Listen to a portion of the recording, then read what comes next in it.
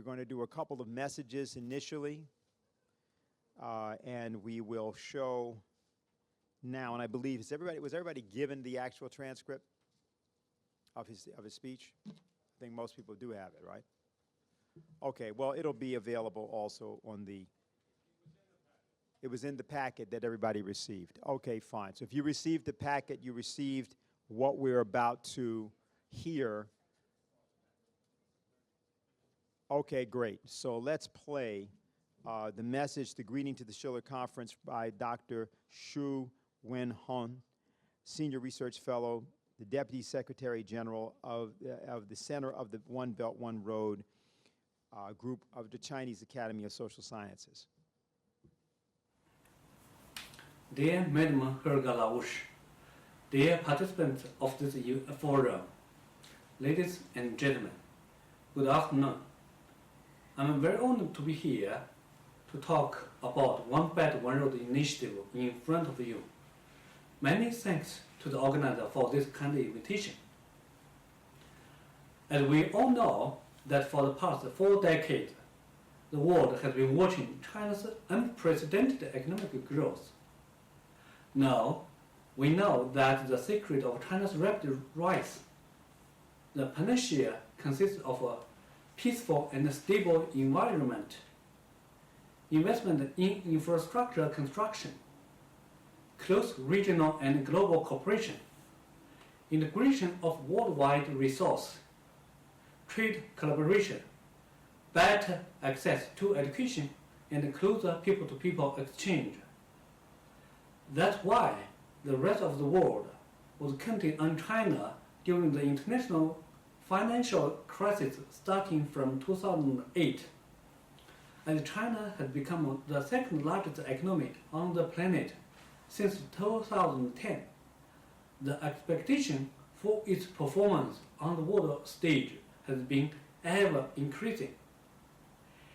China possesses a different philosophy and cultural tradition from most other countries and regions in the world. The Chinese people believe that when you are impoverished, you should first discipline yourself, and when you get wealthy, you should bring benefits to others. For the past 4 decades, China has lifted millions of its people out of poverty, which is indeed a marvelous success. Now, the world is seeing how the Belt and Road initiative will help millions in other countries shake off poverty. 5 years ago, the grand conception was first envisioned by Chinese President Xi Jinping in aim to revive the ancient Silk Road trading route by inviting developing countries to share social economic progress.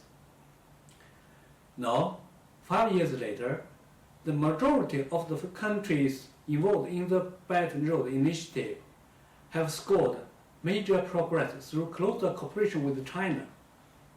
Cambodian women have found jobs in newly funded factory in Sihanouk Valley. An increasing number of entrepreneurs have moved into Great Stone, the biggest joint project of Belarus and China in Minsk. In Kenya, passengers can go from Mombasa to Nairobi in only 4.5 hours on an express rail. More Greek locals struggling to make a living after the European debt crisis have found new jobs in Priori port. Over the past 5 years, China has been upholding a fundamental belief that all cooperation projects should be built on the principle of transparency, inclusiveness, and sustainability. In the implementation of the Belt and Road Initiative, China has no intention to challenge the existing international system. Instead, it aims to cooperate with more nations within this framework to contribute to regional and global development. In this process, China has become a staunch supporter of globalization. It's playing an increasingly important role in anti-protectionism, especially against the backdrop of US President Donald Trump's frenzy for trade skepticism. Now, the unilateralism and populism are gaining traction. The Belt and Road Initiative inevitably become a target of criticism from those with evil intentions and vested interests. However, they should better see the fact that globalization is irreversible and China is just one of many countries fighting to defend it. That's why we need more and more people to truly understand the significance of the Belt and Road Initiative and to embrace the Belt and Road Initiative. Through close cooperation along the Belt and Road, developing countries in Africa, Central Asia, and Southeast Asia have embraced more convenient transportation, better health care, and more access to education. For all the people who have a deep belief that all men are created equal, they have a chance of development along the modern Silk Road. Sincerely wish you a successful forum. Thank you.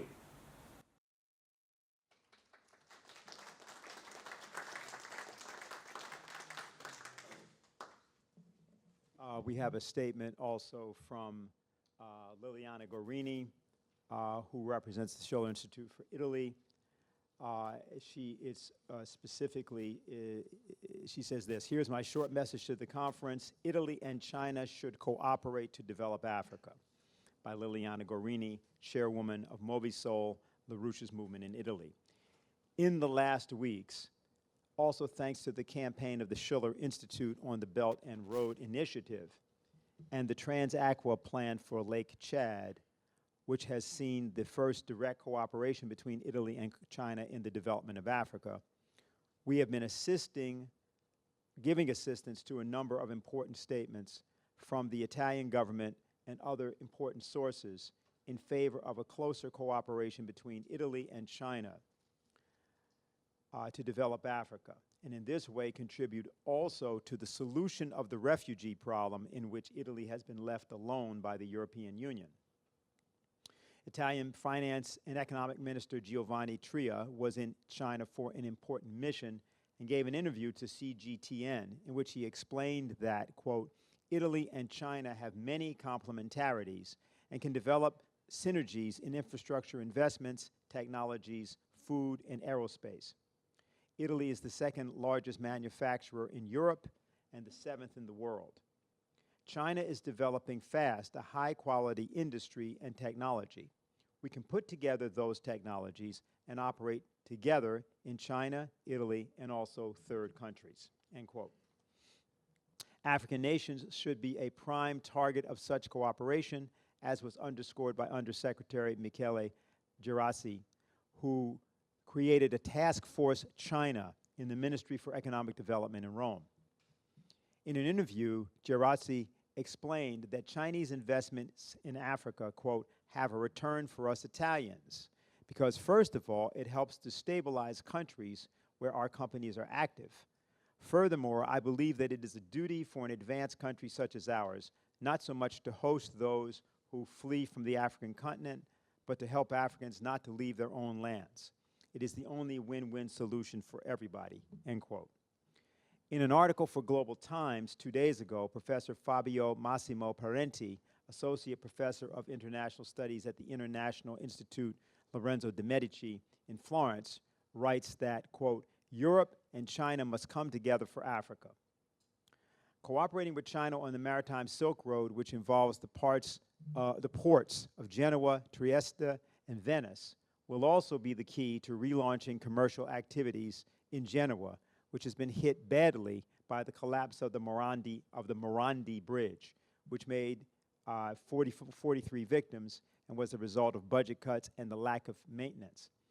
I therefore wish full success to your important conference in New York, which is key not only for the United States, but also for Europe and Italy, signed Liliana Gorini, chairwoman of Movisol.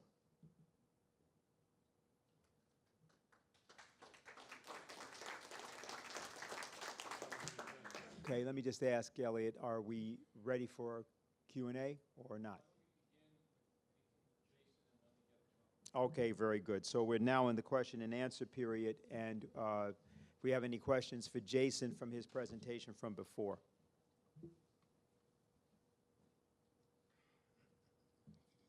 Yeah, okay, just there's a microphone right there. Just go right there. I don't really need the microphone. Go up there? Yeah, why don't you go up there? For the YouTube audience. Huh? For the YouTube audience. So my question is regarding diversification of economy. Why don't you go to the microphone? Okay, so thank you. So the question is regarding how can we come together and help Africa diversify its economy more efficiently and more effectively, right? Because currently you're in this cycle that the continent is on a standstill. I mean, everyone's talking about how to improve the economy. Everyone's talking about how to decrease the debt to GDP ratio for all of these countries, and to really create a more sustainable, independent economic environment. But what are some actual serious procedures and actions that can be done to start working on this? Thanks.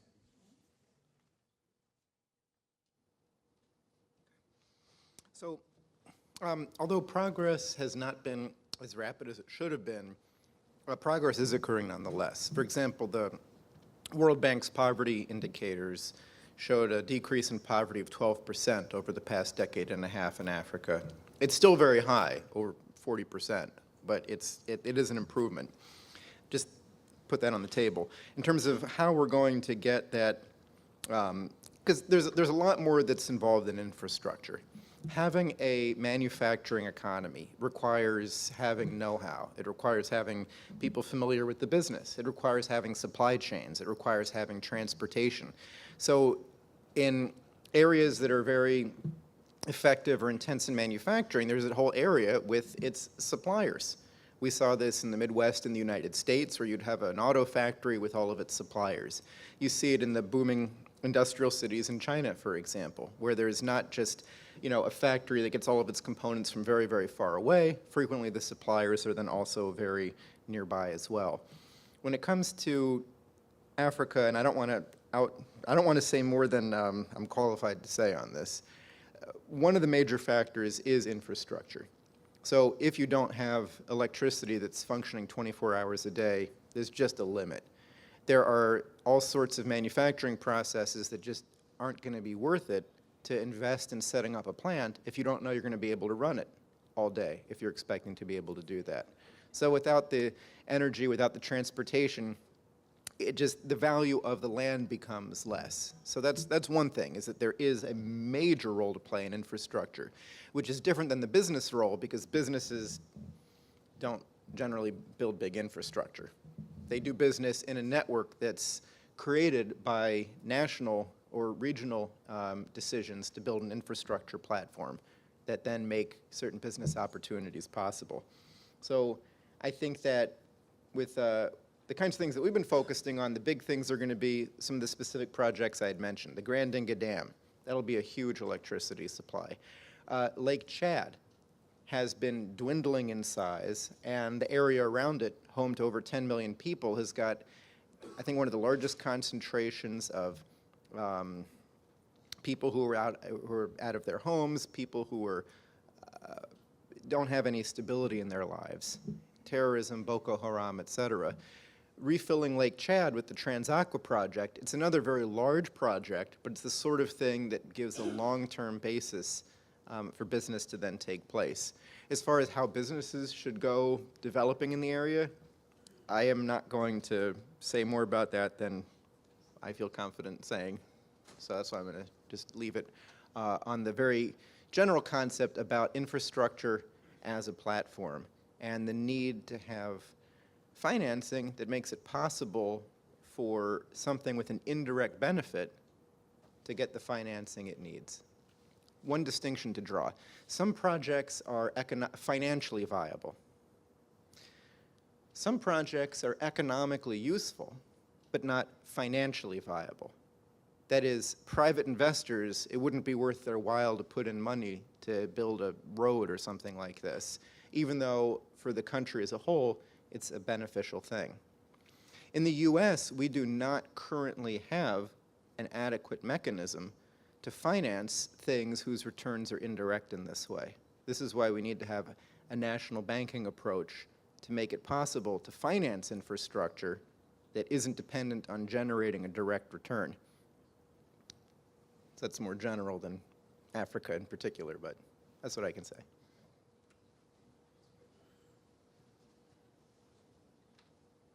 Okay, Helga's now back with us. Are there any questions for either of the speakers at this point?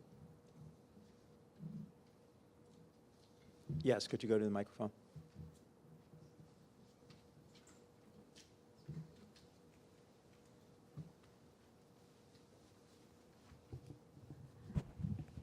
Hello. I got two questions from Mrs. LaRouche. And the first one is that, is the trade war between the US and China the intention of President Trump? Because, it's not a pace toward peace, after all. And secondly, how do you view the Indo-Pacific strategy? Is it an attempt to create a US-led international order to counter the One Belt and Road created by China? Thanks.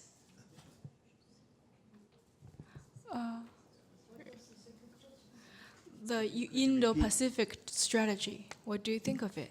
Thanks.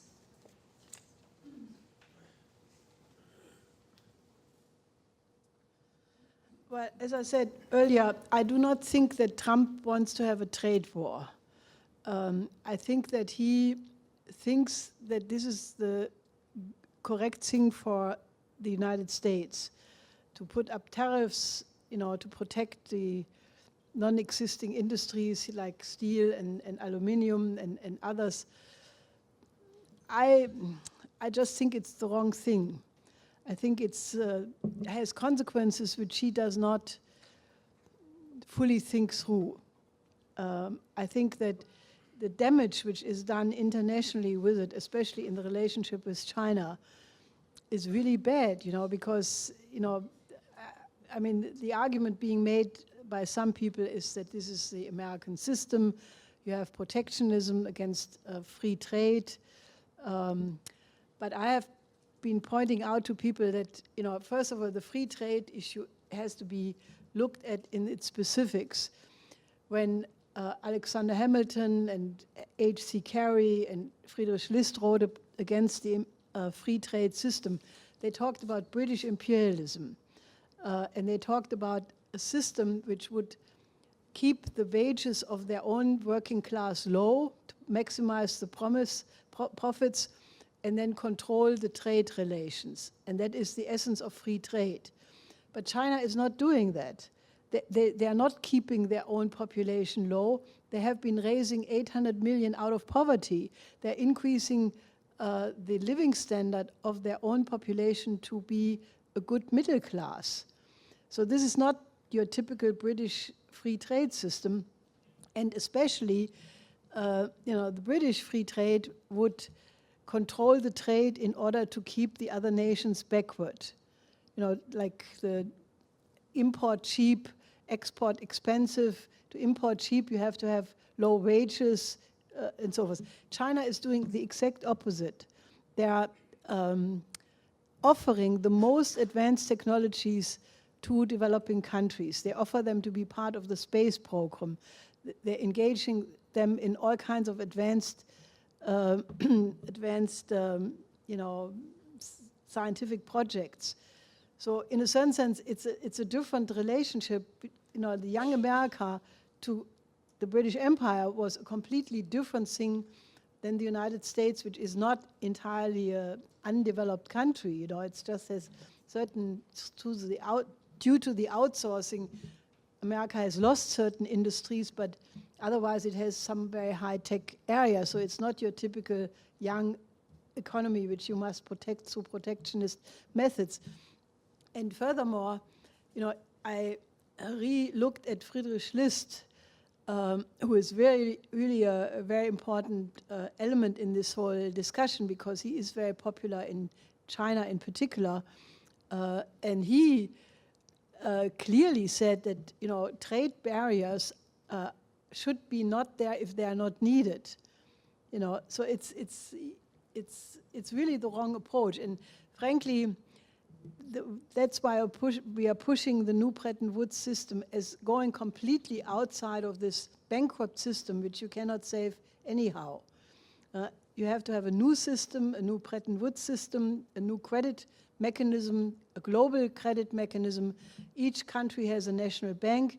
You have clearing agencies among them so that you can, for example, when you have long-term investment in corridors, the corridor goes through 10 countries. Some of these countries are little, they have no raw materials, others are huge, they have a lot of raw materials, others have a few raw materials and a lot of people, like China, Russia, and Slovakia, for example, who would fit these three characteristics. So you have countries which are completely different, but you want to have them in the same project. So you need a clearing agency which balances over 10, 15, 20 years those differences, and you do not want any kind of repayment before everything is on a good basis and profitable. So these are considerations, you know, which really, because you want to bring the whole world into one system which functions. So therefore, I don't think this trade war, I don't think he wants trade war, but the effects are negative. That is my opinion, and people may disagree, but that's my opinion. Secondly, the Indo-Pacific thing is in flux. You know, originally it was absolutely meant to counter China's Belt and Road, involving Australia, Japan, New Zealand, India. But it's still ambiguous, you know, it still exists. But on the other side, you can also see that Japan, which was very negative to the Belt and Road Initiative initially, at the time of the Belt and Road Forum last year, Abe sent the number 2, the head of the LDP, to participate in the Belt and Road Forum. And since the June of last year, Japan has actively said they want to cooperate. And more recently, there was even a closer rapprochement between Abe and Xi Jinping, where both of them said that, you know, they want to invest jointly in African development projects. So, I mean, and then you had this process of the very important meeting in Wuhan between Abe and Xi Jinping, where the two presidents, or Prime Minister and President, for 2 full days spent in 6 long discussion sessions. They talked about all kinds of international and bilateral issues. And it was really a shift whereby Japan is now much more positive towards, you know, the Belt and Road Initiative. And for Japan, it is really, you know, Japan is like Germany. They have almost no raw materials, but they are a high technology export nation. So they need export markets. So for Japan to sit there on an island in the Pacific and not have growing export markets does not function. You know, so for Japan, it's a survival, you know, a question of survival to be part of that. So I think that there is a power of the facts which causes this to happen. And I think in any case, you know, if people like it and countries like it or not, what China has done has completely changed the geometry. So you have a complete strategic realignment. You know, not just Africa, Latin America is completely on board. You have the CELAC meeting, the Latin American and Caribbean countries had the big seminar, a big summit with Wang Yi, the Chinese foreign minister, participating. Then you have El Salvador, which shifted from the alliance to Taiwan. Now they are for the One China policy, which has the State Department all upset. But then you have Turkey. Turkey is another example, you know, which used to be completely within NATO, be totally in the West. But now you have the Astana process, you have Iran, Turkey, Russia working together on the Syria question. Turkey wants to be part of the Silk Road. Half of the European Union is for the Belt and Road. The 16+1 countries, which is the Eastern and Central European countries. Then you have the Balkan countries, Italy, Portugal, Spain, all want to be hub, not only the western end of the new Silk Road, but they want to be the hub to the Spanish and Portuguese-speaking countries all over the world. Then you have Switzerland, Austria. So it's growing. I think it's a dynamic which is just, unstoppable. So the Indo-Pacific thing is being still pushed. It has not completely gone, but I think it has weakened significantly.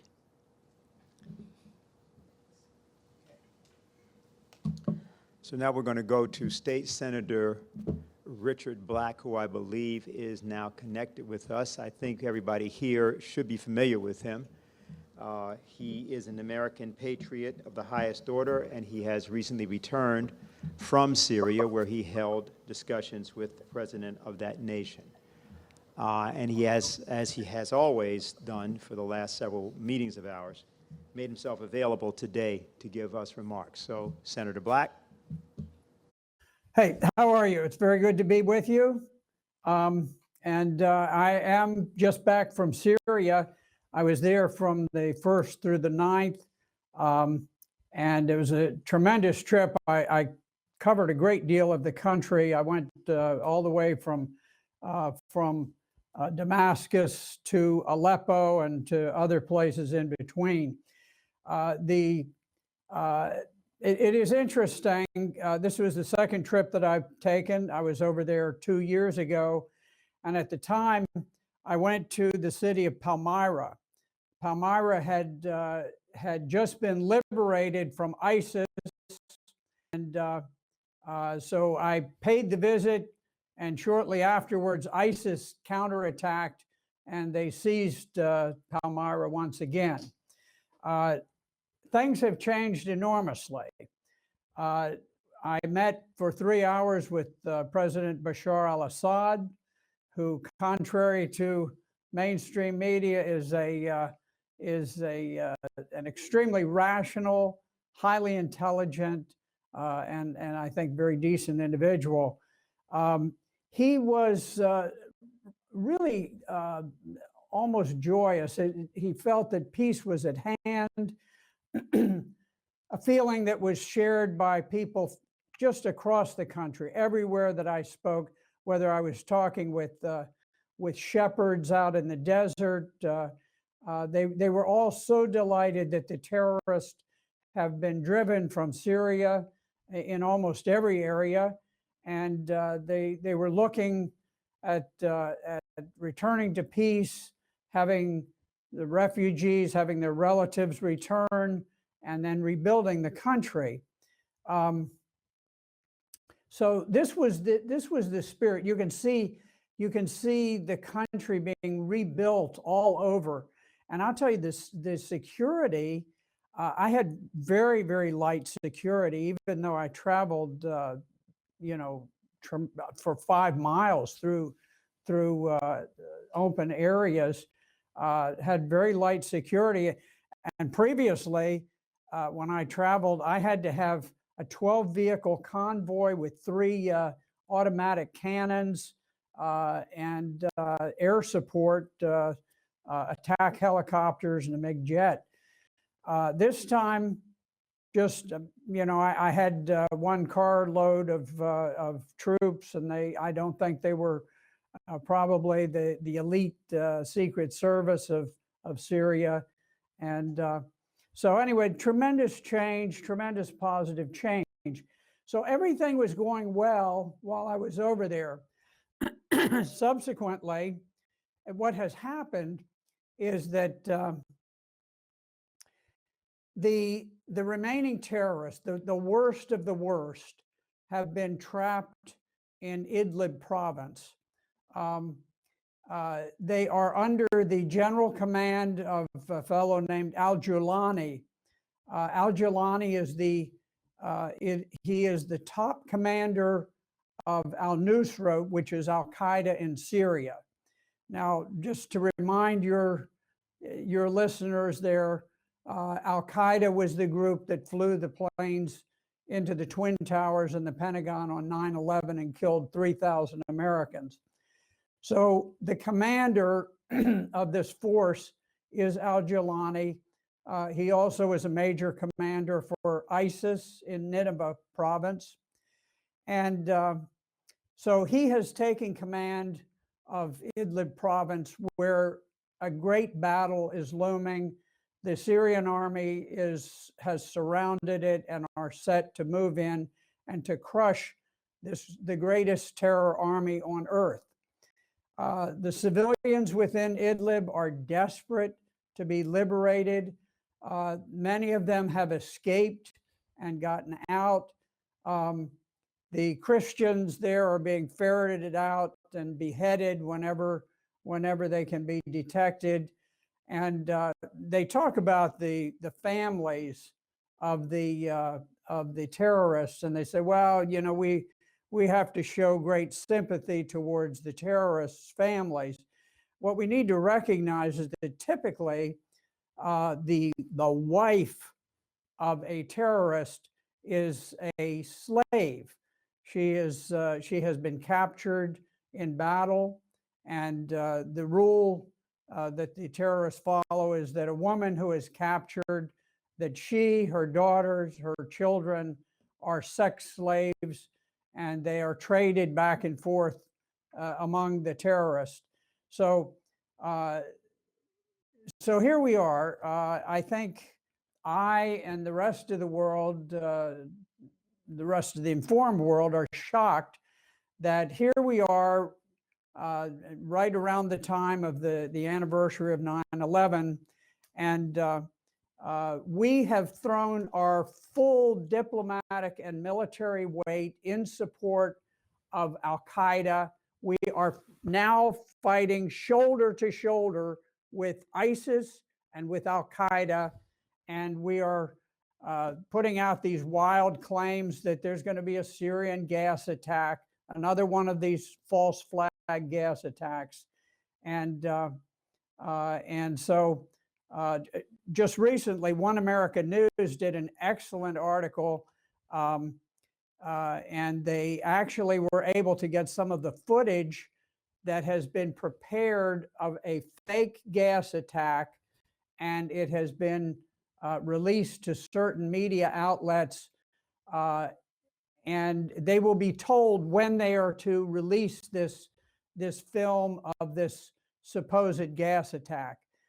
I think it's a tragedy. I think I wish that the people in New York City whose families died on 9/11 understood that we are now fighting, struggling. John Bolton is going around the world enlisting the support of the world to attack Syria and to defend al-Qaeda and ISIS in Syria. So this is the situation that we face today. It is a bizarre situation, something that no American would ever expect after the trauma of 9/11.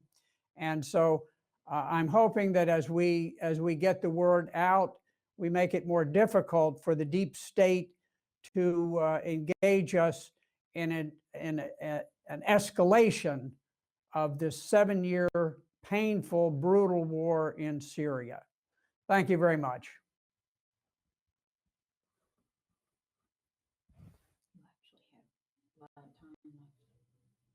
Oh.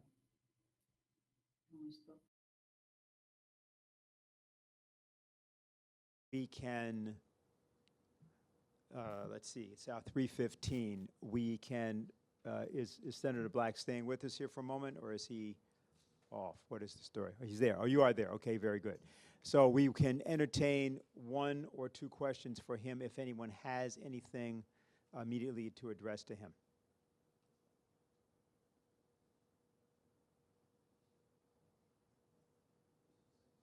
Comment. I'd like to mention one other thing.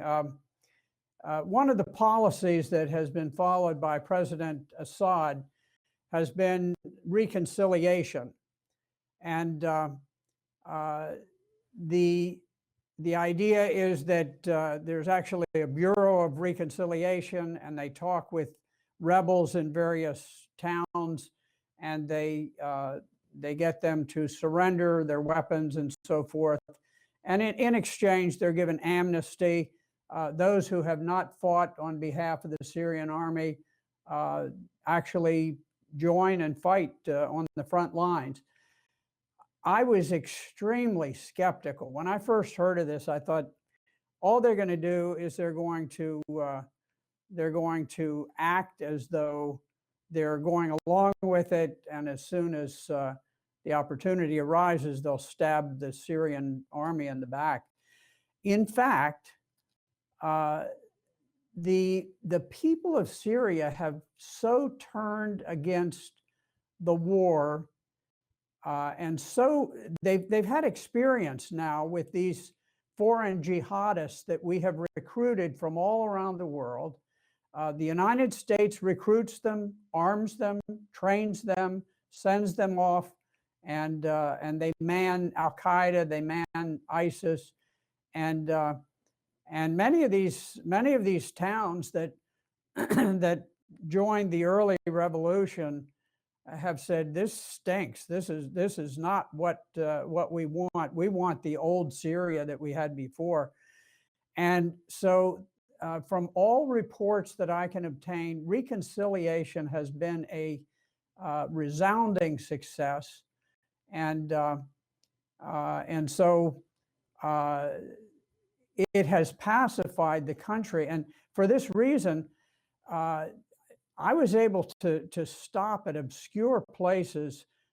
We'd be out in the desert and need to make a rest stop, and there'd be some little shanty, some fellow who would be growing a few olive trees and eking out a living, and we'd stop there.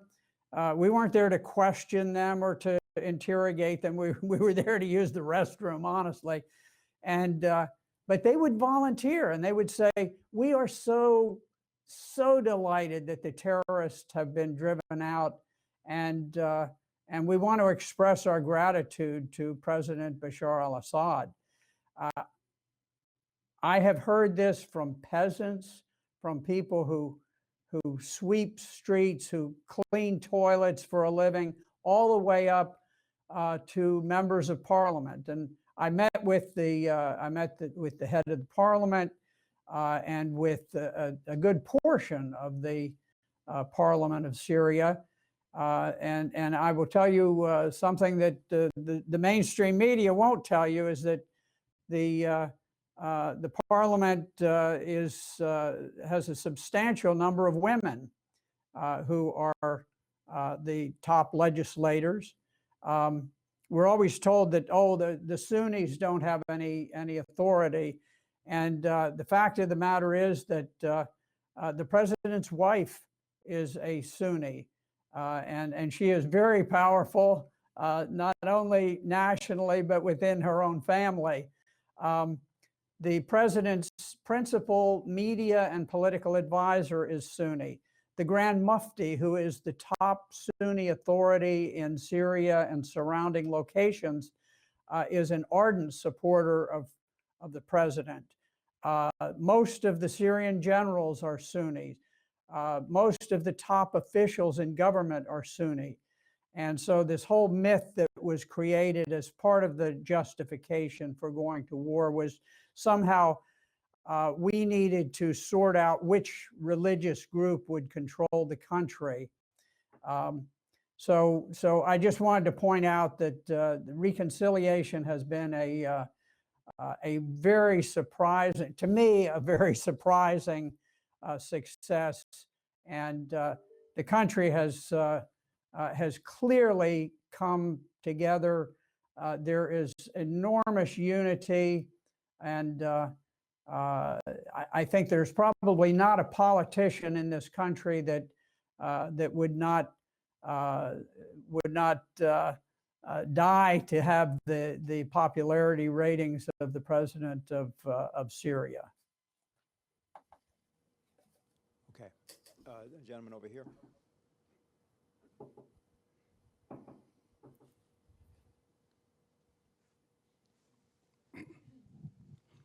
Thank you, Senator.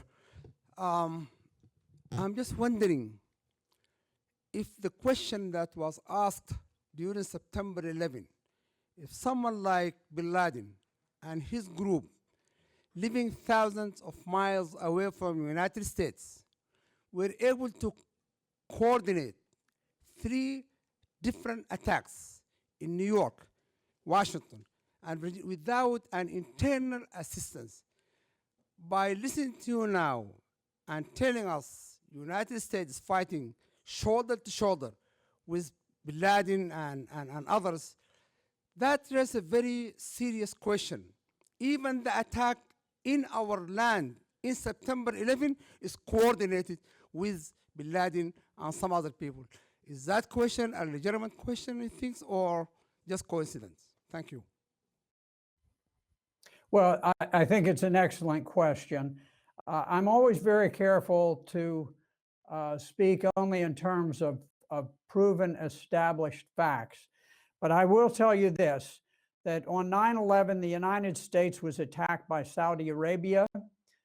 We know that of the attackers, of the 19 attackers, they were almost all Saudi Arabians. And we know also that unlike the idea that it's simply a group of disgruntled individuals who decided on doing this, that they received their support, their living expenses, all of their logistical support was provided by senior officials of the Saudi Arabian government. We also know one very interesting fact, and that is, if you will recall, for the first time in American history, right after 9/11, the president ordered that all commercial aviation would be grounded. The first exception that was ever made to that was to allow a passenger jet to go airborne, and this was at the request of the Saudi Arabian government, and they traveled around the United States picking up relatives of Osama bin Laden and also key Saudi officials, and they whisked them out of the United States before they could be interrogated by authorities.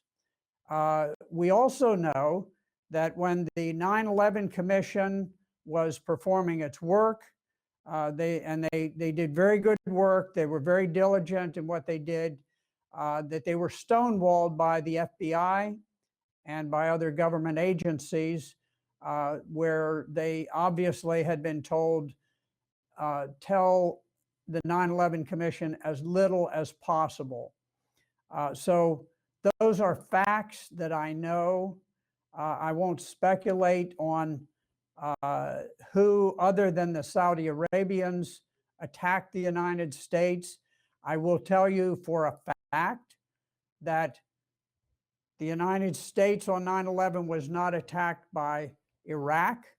It was not attacked by Libya. It was not attacked by Syria. It was not attacked by Yemen. It was not attacked by Iran. Arguably, the attack had some association with Afghanistan, but I don't believe it was the Afghan government. I think it was simply Afghanistan happened to be a Wild West place where they could establish a training camp for al-Qaeda, and the direction came from outside of Afghanistan. So I think all of the places that we have attacked since then have been places that had no connection with 9/11 whatsoever. Thank you, Senator. I'm a great admirer of your work and your courage. My question is, how can we find you an audience with President Trump? Thank you. This is an interesting question. You know, after President Trump was elected, during the campaign, I met the advisors to him that dealt with issues regarding Russia, Syria, other foreign policy matters. These were great people. I will tell you, if they were at your conference today, you would admire every single one of them.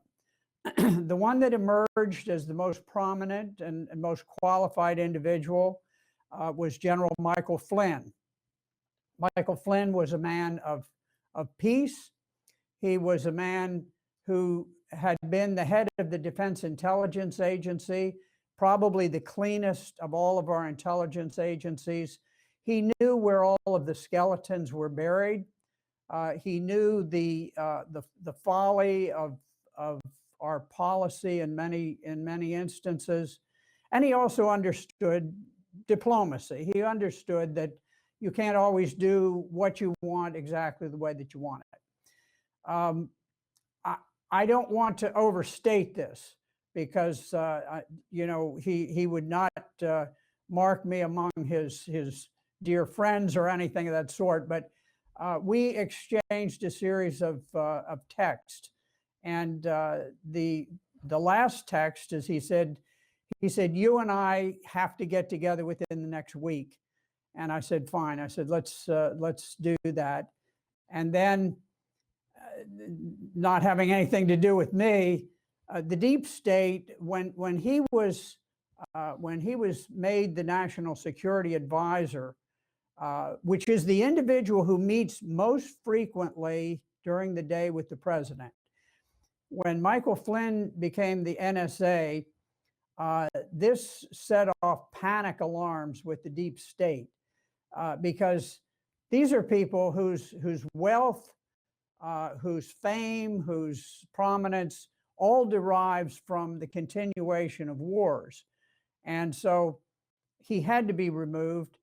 And from the little that I know, and I don't have any insider knowledge, but it appears as though the FBI threatened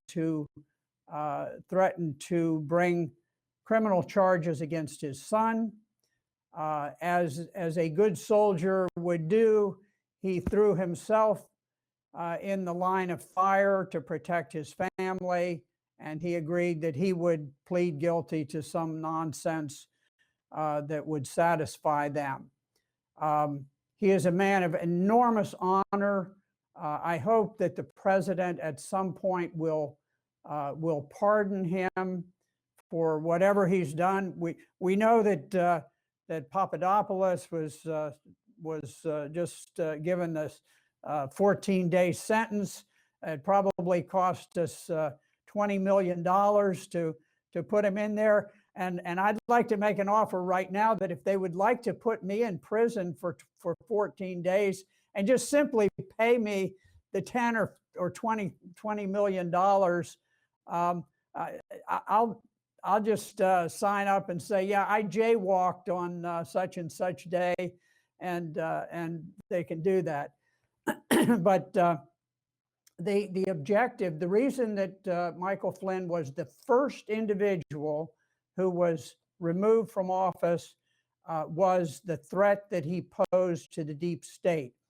He was the one person who could have informed Donald Trump, and since then, an increasingly bellicose group have surrounded the president, and now you have John Bolton, a bloodthirsty draft dodger, which is an ironic phrase, but he dodged the Vietnam draft, and now he calls for war. He wants millions of people to die, and I find that rather ironic as somebody who shed his blood in Vietnam for the country, for what I believed in at the time.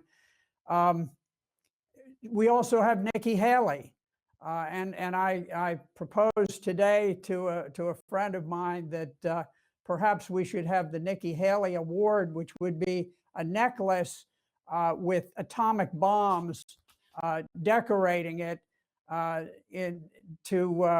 because every time she speaks, she's supposedly a diplomat, but you never hear her speak when she is not threatening somebody with war or sanctions or some sort of bullying action. And so the president, unfortunately, is surrounded by a tight circle, and I'm not sure how much information is permitted to get to him. But I would love if he had alternative points of view and not simply the views of the deep state. But unfortunately, I think that's where he is right now. Okay, great. Go ahead. Hi, Senator Black. My name is Daniel Burke. I am an activist with the Schiller Institute and also with the LaRouche Political Action Committee. And I really want to sincerely thank you for providing an example of true statesmanship to the United States and to the world and giving us your essential insights. And I want to, in particular, ensure that everyone here is a part of what you are doing, what the Schiller Institute is doing, what other groups, including the Veteran Intelligence Professionals for Sanity, are doing, which is to fight back against this false flag, which has been organized by the British intelligence services, the same group that is initiated the attacks on President Trump, as going back to the December 2015 meeting between Hannigan, the head of the British GCHQ, and John Brennan, when they sketched out much of what has become Russiagate, this absurd witch hunt. So I really want to encourage everyone here, my fellow participants in this conference, to take immediate action. There are obvious steps that every person can take, every U.S. citizen, every person here can take to encourage as much political action as possible to prevent this from going forward. And I would like to ask you, sir, what we would say from the standpoint of a successful mobilization. What should we accomplish? Sometimes people ask me, they say, you know, I just wish we could get the president, we could get this one or that one to come on our side. And President Assad is a very bright guy, and he understands, and I think he realizes that we discussed this. There are three groups. You have the top federal officials, and they really are immovable.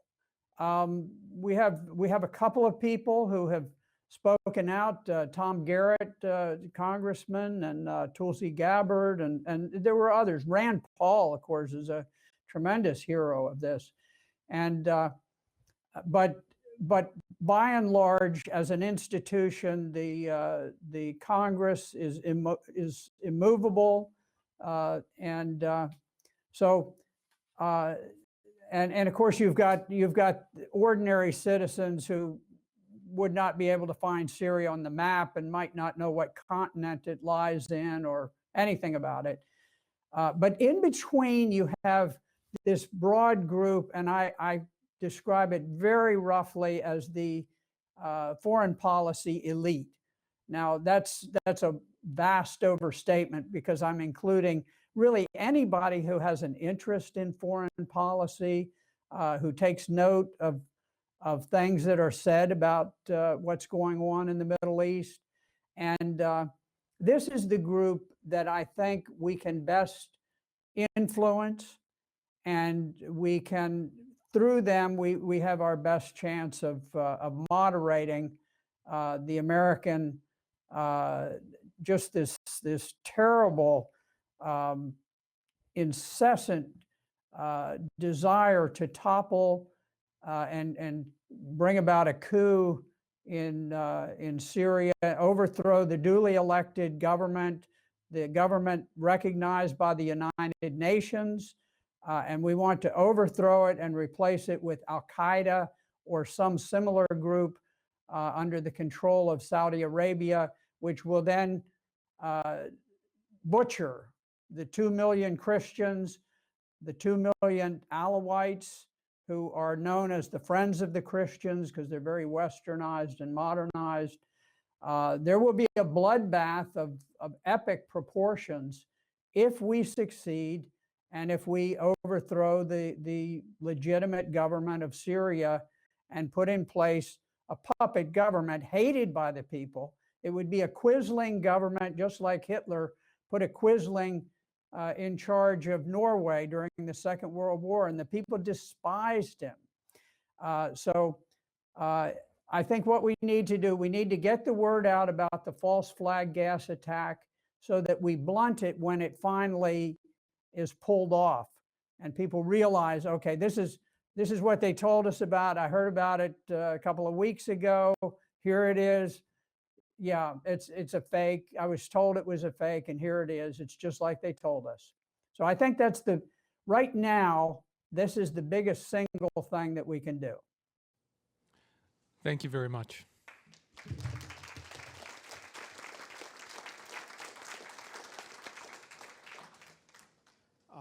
I believe, well, I need to know something from one of the people outside concerning the next speaker. Senator Black, I think at this point I'm going to read an excerpt actually from one other statement that was sent to us for the conference. And I want to just get this done here now. This is by Philip Sokolibane, who is our representative of our organization in South Africa, and he had a long message, but I'm just going to take an excerpt of it and read that to us. He says, it's a little hard here, I'm speaking now directly to the Americans in your audience.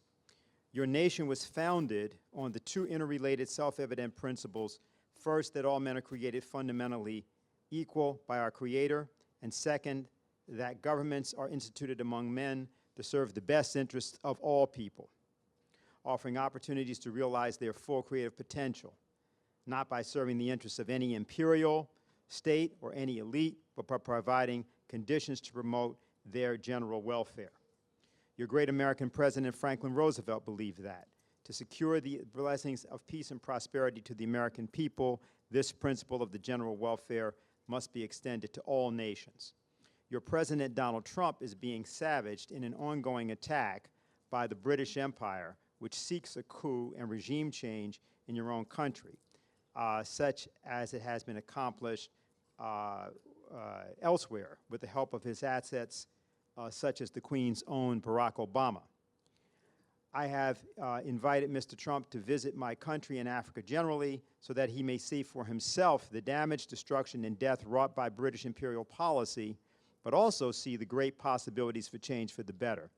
Africa needs Donald Trump to move America to stand with our friends, the Chinese, the Russians, and Indians, and thus create the four-power combination that Mr. LaRouche has said must be created, and thereby assert America's desire and power to create a new, just economic system to replace the decadent and dying British-dominated world order. In that lies Africa's salvation, as it does for the rest of the world, so I urge all of you who are Americans to save Africa. You have to defeat the British Empire and its plans to save the 1%, and to do that, you must defeat the efforts to destroy Donald Trump and his presidency. The presidency of the United States is the most powerful institution on our planet, and it must work for the good of all people. And then again, that is signed by Philip Sokolibane of the South African Schiller Institute representative. Okay.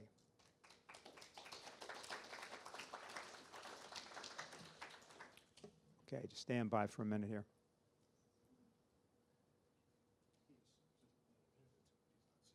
Well, then we should go to Jatras. Okay, fine. We're going to now show this is a video we have of George Jatras. Okay, so this is James George Jatras, former U.S. diplomat and former advisor to the Republican Senate leadership. He made a message for the conference we're going to show now. Ladies and gentlemen, this is Jim Jatras. I'm a former U.S. diplomat and longtime foreign policy advisor to the Senate Republican leadership. I'm honored to be invited to address this distinguished conference today. I thank Helga, Zepp-LaRouche, and the Schiller Institute and all of the people who made this event possible. I apologize I'm not able to be with you there today in person, but I'm pleased to be able to talk to you remotely through this recorded statement. I think it's fair to say we live at one of those terrible historical junctures where there really are two paths set out in front of us. One is the path of peace, prosperity, development, construction, the release of human potential. And the other one is something comparable, I would say not even to 1939, but rather comparable to 1914, that the world is standing on the edge of an abyss of a great global conflict with potential consequences that are unforeseen and unforeseeable, but would be of a nature that so destructive that we can't even imagine, as indeed people in 1914 could not have imagined what was facing them. As I understand, the main focus of this conference today is not the bad side, the bad things that could happen, but rather the constructive side of things, a new Bretton Woods, but one that is not based on a kind of an exploitive capital model, but rather one that provides the kind of credit, the kind of development that we see, for example, in the Chinese involvement in Africa and the One Belt, One Road initiative of China. Raises the question, why has this not been the model going forward for the United States? And I hope with the recent announcement that the United States and Mexico are embarking on a new trade deal to replace the failed NAFTA agreement, that we will begin to see this kind of positive development here in the Western Hemisphere. One wonders why, instead of inveighing against the Russians or the Chinese or whoever it is, we're not thinking about, here we are in the United States in a wonderful position, in a wonderful hemisphere that is brimming with possibilities for development, that our neighbors to the south, as well as Canada, but primarily our neighbors to the south, could benefit from the same kind of initiative that we see the Chinese and the Russians and the Indians taking in Eurasia. And I do hope that this is at the core of President Donald Trump's vision for moving forward, that if we can find some way to reach an accommodation with Moscow and China, and I would say with India as well, on a stable global order, one that is not based on the vain and futile and destructive pursuit of a continued hegemony over the globe, in concert, and let's be honest about this, in concert with not only the elements of the U.S. deep state that have been trying for well over a year now to remove Donald Trump from office, but with their British counterparts, who I would say are at the very root of what is not only foreign meddling, not Russian, but British foreign meddling in our domestic affairs, an attempt to corrupt our politics and to overthrow a constitutionally elected president. That instead of that, we can embark upon a more cooperative endeavor. But I think we need to be very realistic about the danger that confronts us of the other path, the path to destruction. As I mentioned, with regard to the British, ever since that Steele dossier, which of course has nothing to do with Russia as far as anybody can tell. You hear people on the American media, both pro and anti-Trump, saying it's full of Russian dirt, Russian lies. As far as I know, there's nothing Russian about it. It's purely a product of Christopher Steele and MI6 and British intelligence to try to queer the American election, to put GCHQ surveillance over the Trump campaign, and then to keep the pot boiling in some way that will result in Trump's impeachment. And by the way, I don't take that as an idle possibility. I think there's a real danger that if the House goes Democrat in this election, that Mr. Trump will be impeached. And if he is, despite the likelihood that the Republicans will retain control of the Senate, I think there's a very good chance that he will be removed. There's a difference in mentality. Look, I worked in the Senate for over 17 years. I know how these people think. Unlike the Democrats who rallied around their president, Bill Clinton, and make sure that he was not removed, let's remember how Republican senators were the ones that gave Nixon the heave-ho and told him if he did not resign, they would vote to have him removed. I'm pretty sure in my own mind that if Trump were impeached by the House on whatever the flimsy grounds might be, that a significant number of Republican senators would jump at the chance to put Vice President Mike Pence in the Oval Office and Nikki Haley in as Vice President, and they would vote to impeach Trump, remove Trump. Although, unlike Nixon, I don't think he would resign. So I think we are really balancing on a knife's edge here with regard to the political future of our country and whether a positive vision of development, peace, and prosperity can be put in place in lieu of what we've been dealing with for the last half century or so of trying to maintain this hegemonic global order. The immediate danger I see, however, that faces us now is in Syria. I was one of those who signed a recent statement that's found on Consortium News that's been distributed through other outlets. And I want to again thank the LaRouche organizations for helping get this statement around of the Veteran Intelligence Professionals for Sanity. This was a statement of a number of people who have an intelligence background primarily, or others like myself with a military or diplomatic background, to warn against what we see being prepared in broad daylight now of this provocation of a false chemical attack in Syria by the jihadists, by the terrorists, by the al-Qaeda groups that control Idlib province to create a pretext for the United States and Britain and France to attack Syria. And again, not to harp on this theme, but I think there's some real British fingerprints here. That Karen Pierce, the British representative to the United Nations,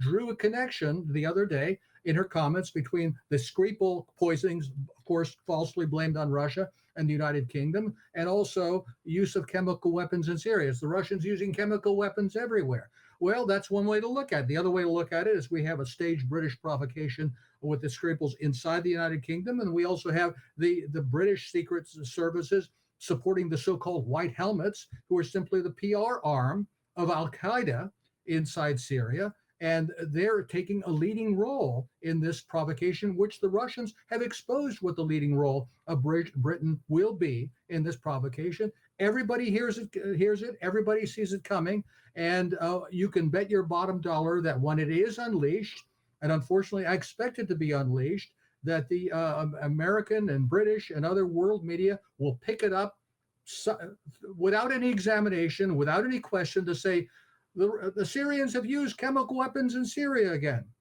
The question is what does Donald Trump know about this? On the two previous occasions when he struck Syria with cruise missiles, many people took some comfort in the fact that he deliberately inflicted what were pinprick strikes that essentially struck empty buildings, nothing of significance, as though he knew that these were fake chemical attacks or were done as a provocation by the terrorists themselves, but felt somehow so pressured, so constrained, so besieged by this deep state network that, as I say, is at least binational between the Britain and the United Kingdom, Britain and the United States, that he felt he had no other choice but to launch these strikes.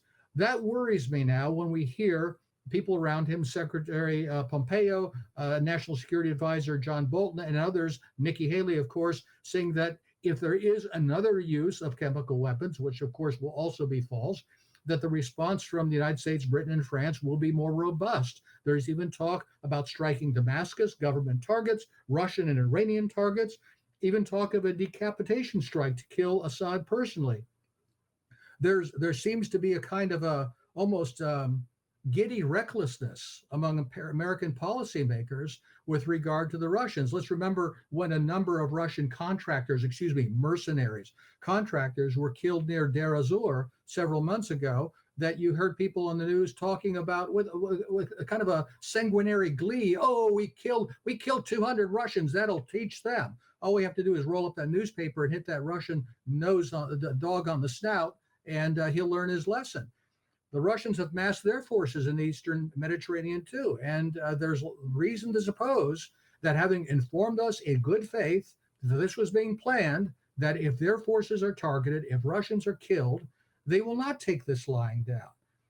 One has to wonder, how many times are we going to come back to the verge of World War III because we have this deep state, this in my mind unconstitutional criminal conspiracy surrounding the president that is bound and determined one way or the other, by hook or by crook, to maintain this aggressive global posture to push on the Russians, push in the Black Sea, push in the Baltics, push in Syria, push in Ukraine, that can only lead to one outcome.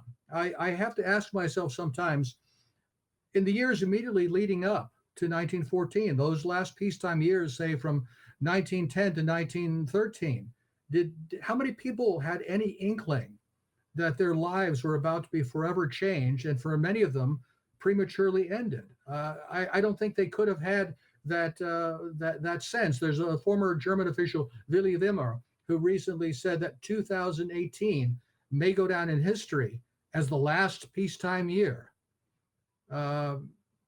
if there's anyone around to remember that. And I think the stakes are really that high. So I commend those gathered here today. Again, I'm sorry I can't be with you. I think it is absolutely imperative to come to some agreement, some partnership of the United States, Russia, China, India, other countries, especially those involved in the SCO. And frankly, I think there's a real opportunity here for people in Europe to escape from this so-called transatlanticism straitjacket, which really just means a satellite status from Washington, and to recognize that their own national interests are all bound up in Eurasian integration and the path of peace and prosperity that is being offered from that other side of the world, and one that I think our president really would like to follow if he is able. But to what extent he is constrained, to what extent he is surrounded by people who only tell him things that are not true, I really don't know. And this is what worries me. So I thank all of you for listening to my brief remarks today. I hope all of us will raise our voices in any way we can in support of a policy of peace, progress, development, and the release of human potential, and against the forces of destruction, and increasingly, by the way, let's keep in mind, a muzzling of independent voices online, which is a real alternative to the government-controlled corporate media. So again, thank you so much, and best wishes to all.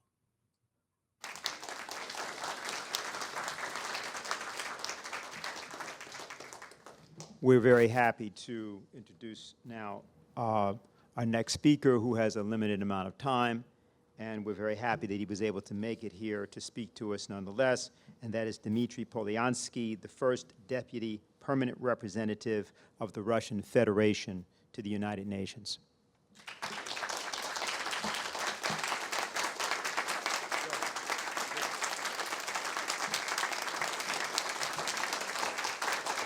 Thank you so much. Thank you. I'm really very honored to be here to welcome all of you discussing such important topics. Actually, we are discussing many of them in the Security Council. And when you see very heated discussions and sometimes bordering to some insults, please don't believe that anything is so bad, because in the couloirs, in the corridors, we have normal human relationship. And I think that we are committed, all of us, including our American colleagues in the Security Council, to do everything to avoid the consequences of some political moves that can be unpredictable, and to avoid confrontation and military confrontation among superpowers.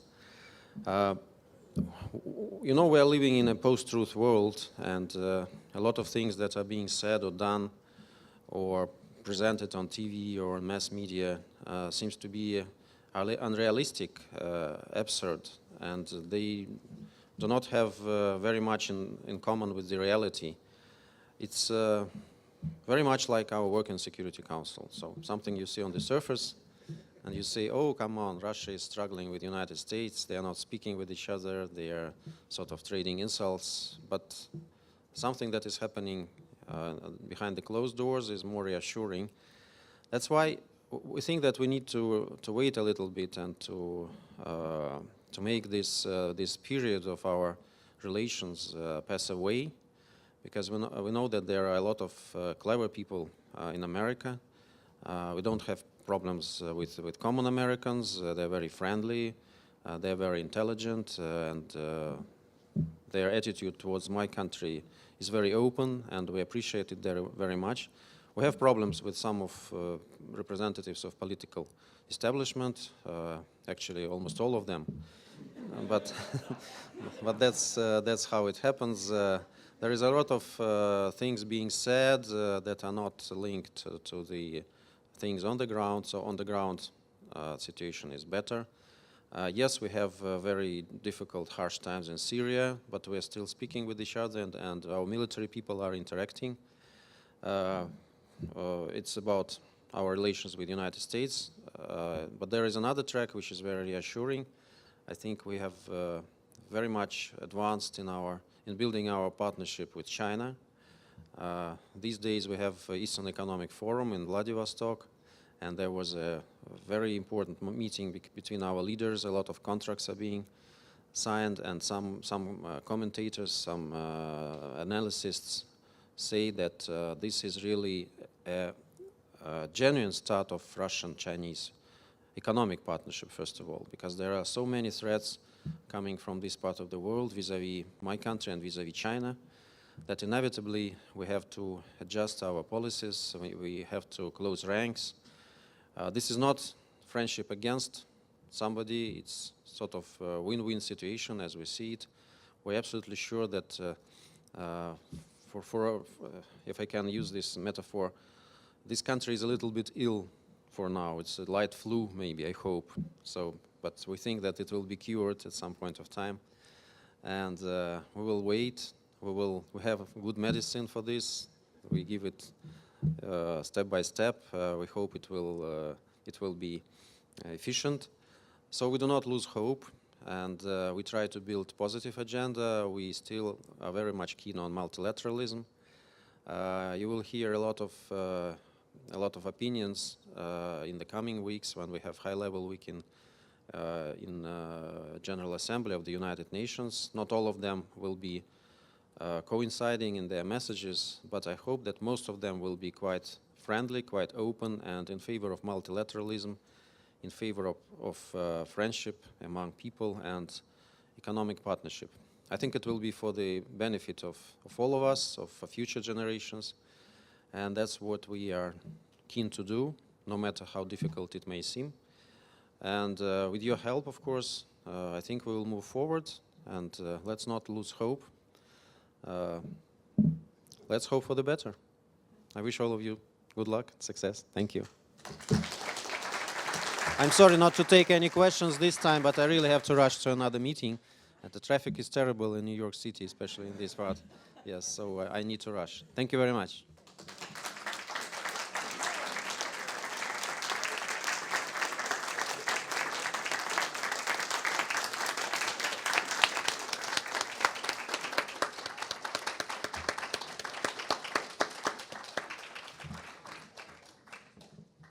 We will, at this point, resume questions. I believe we've actually covered, at this point, all of our speakers. Oh, do we have him?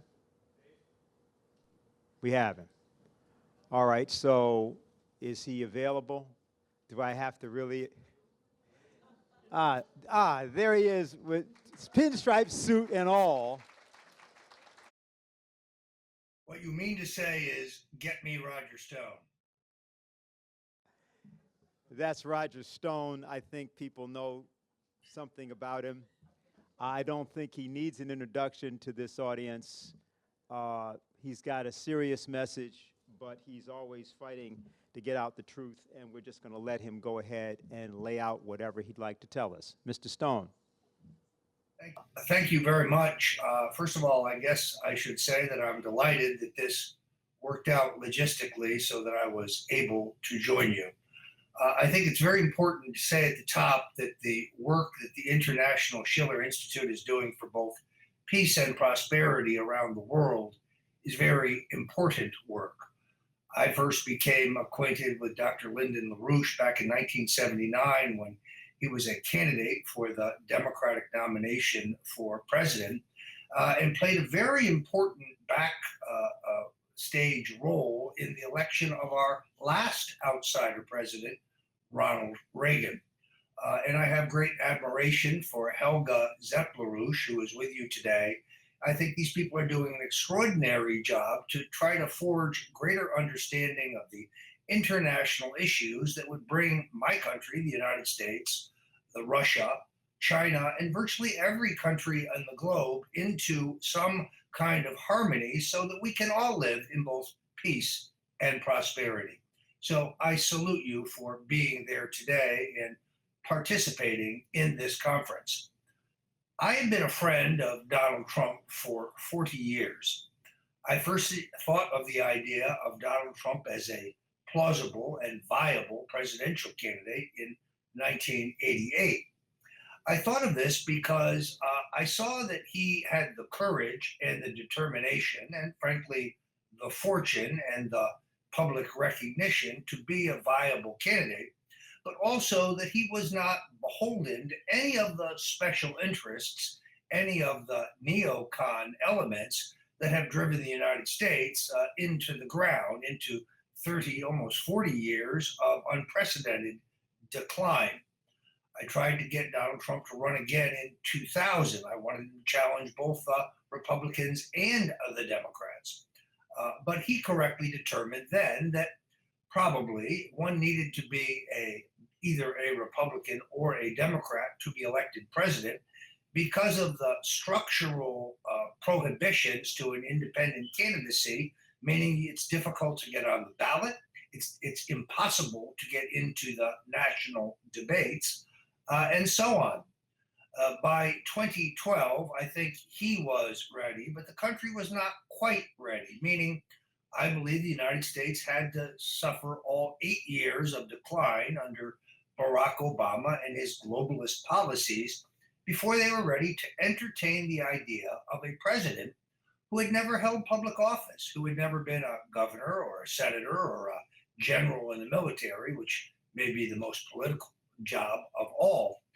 But America was ready. Now, what I have seen in this administration is very similar to what I saw in the administration of Ronald Reagan, who I worked for in the 1976, 1980, and 1984 campaigns for president.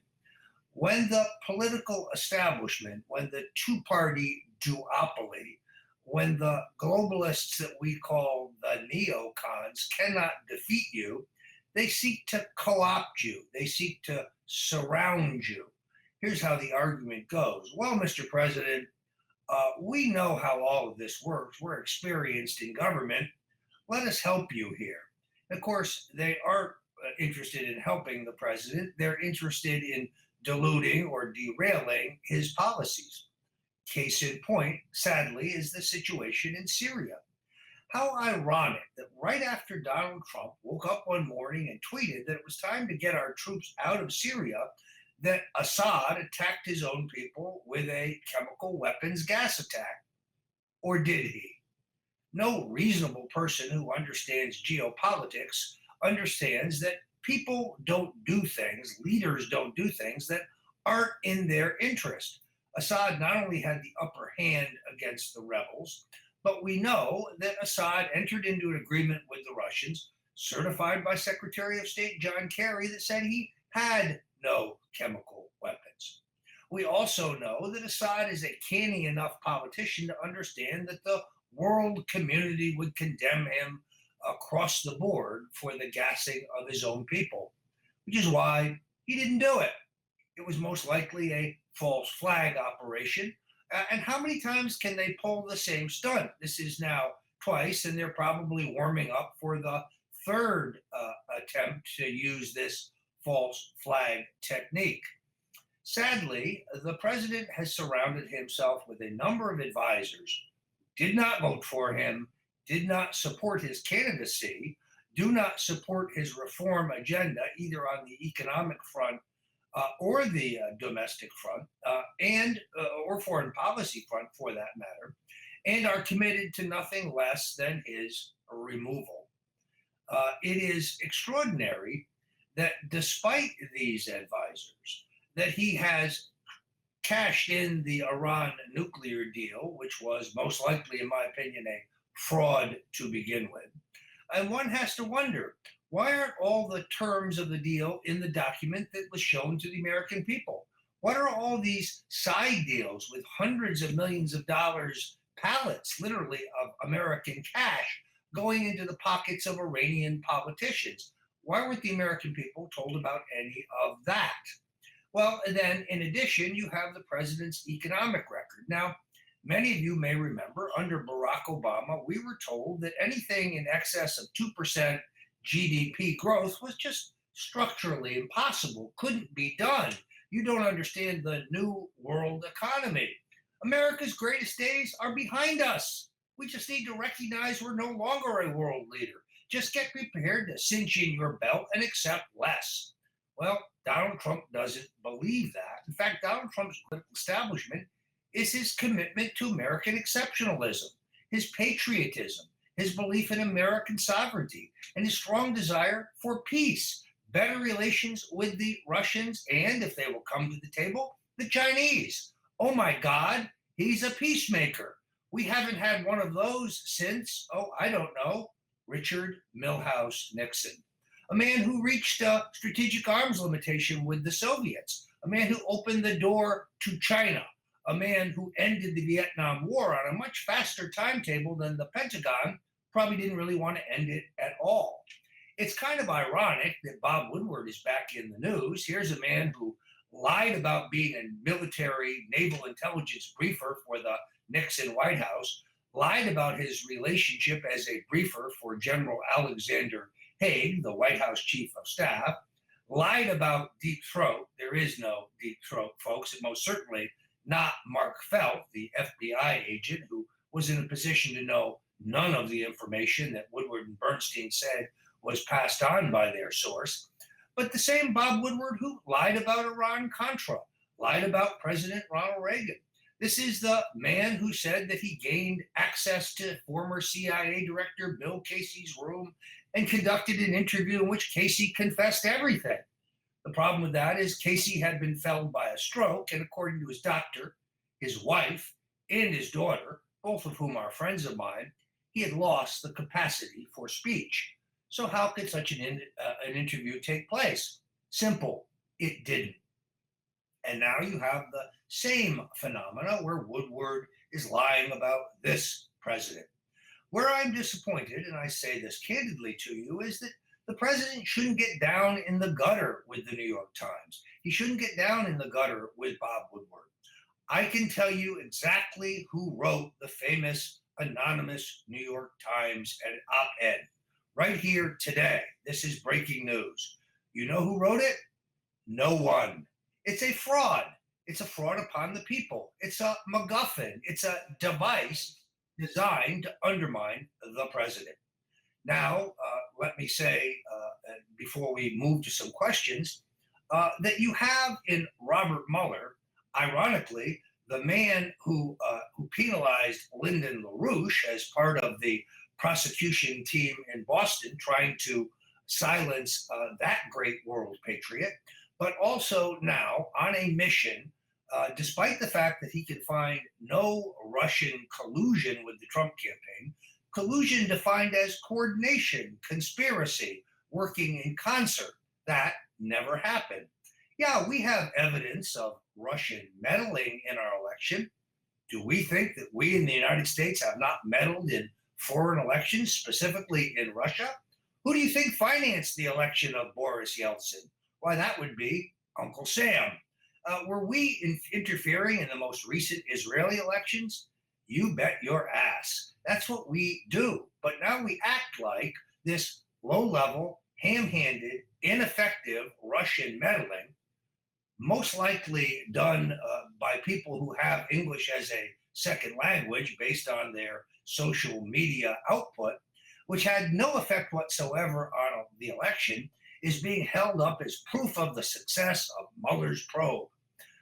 Also troubling is the unconstitutionality of Mr. Mueller's appointment. You see, Mr. Mueller has not been confirmed by the US Senate.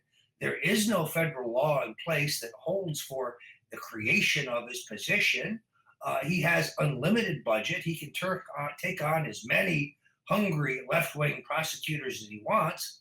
It's amazing that virtually none of them, in fact, none of them, are Republicans. What are the chances of that?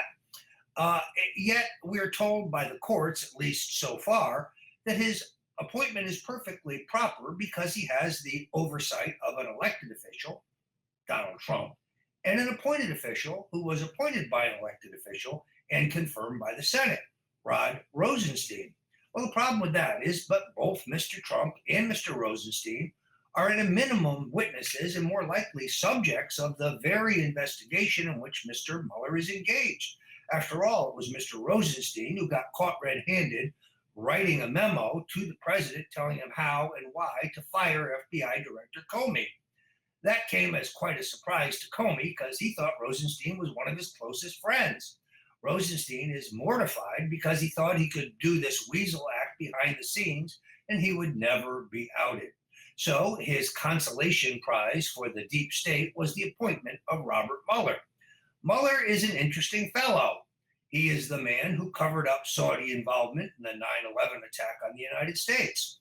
There were no less than 16 reports from the Florida Department of Law Enforcement, that's our state police, about strange men who were training at a Sarasota, Florida-based flight school.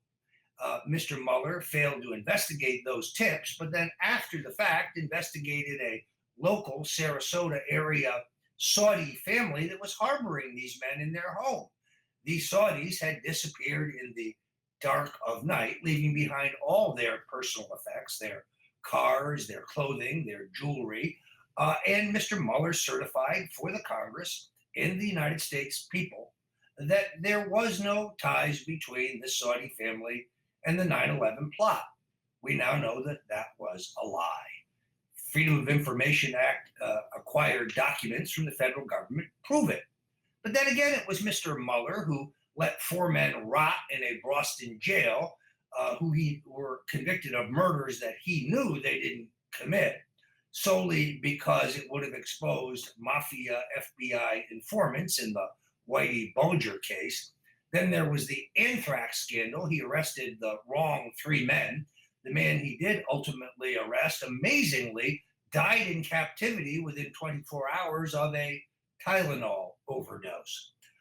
And then, of course, there's Mr. Mueller's role in BCCI or Lockerbie 103. We can go through this list.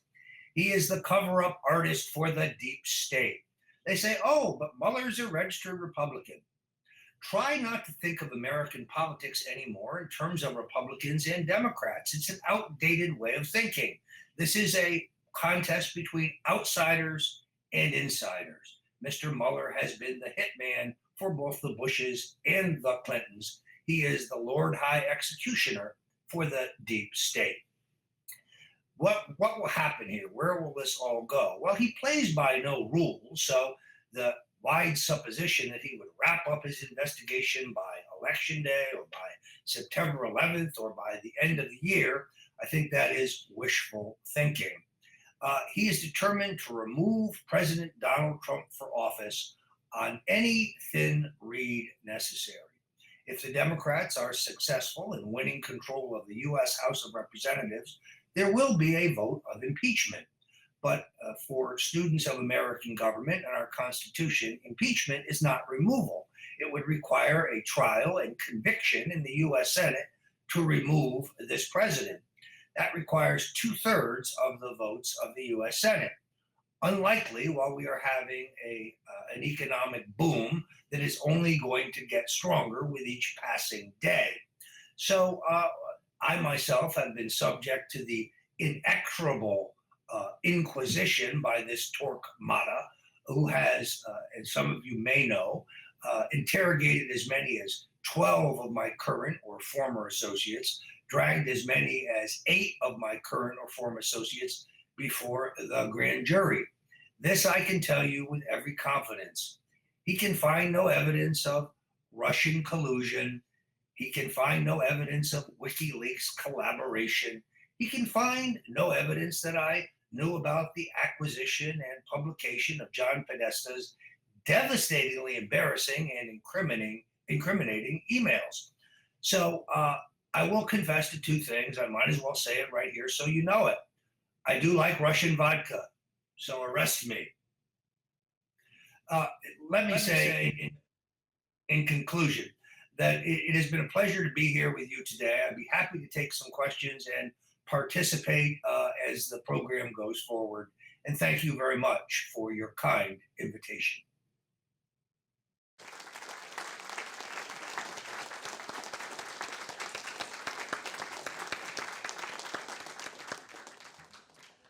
All right, so I believe we can go directly to questions and answers. I'd like to ask Roger the first question, and this pertains to a conversation I had with you, which was, I think, it was in the spring of 2017. It was in New Brunswick.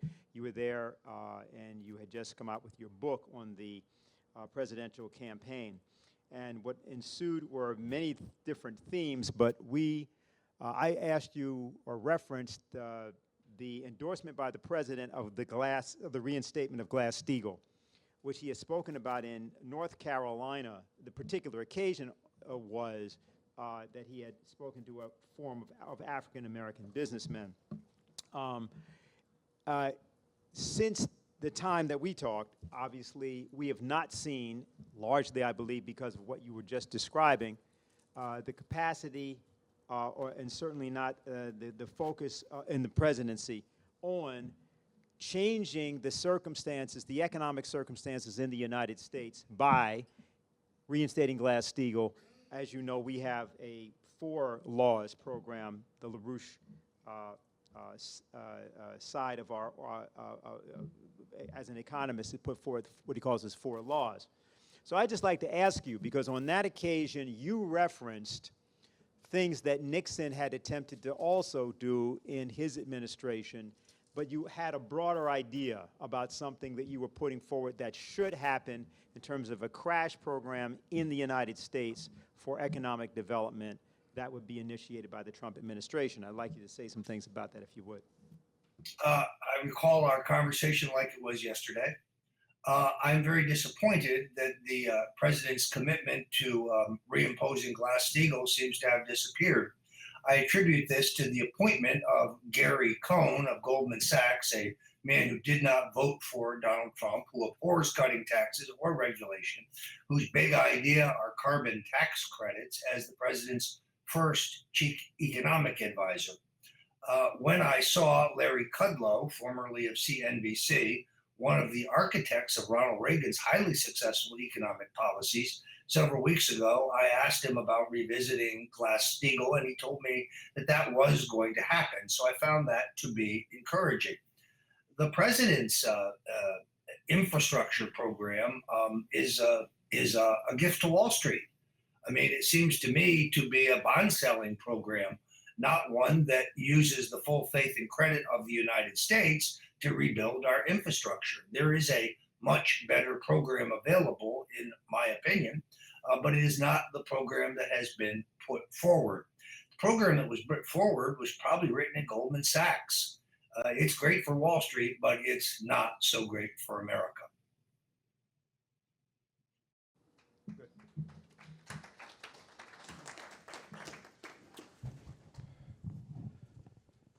Elliot Greenspan with the Schiller Institute.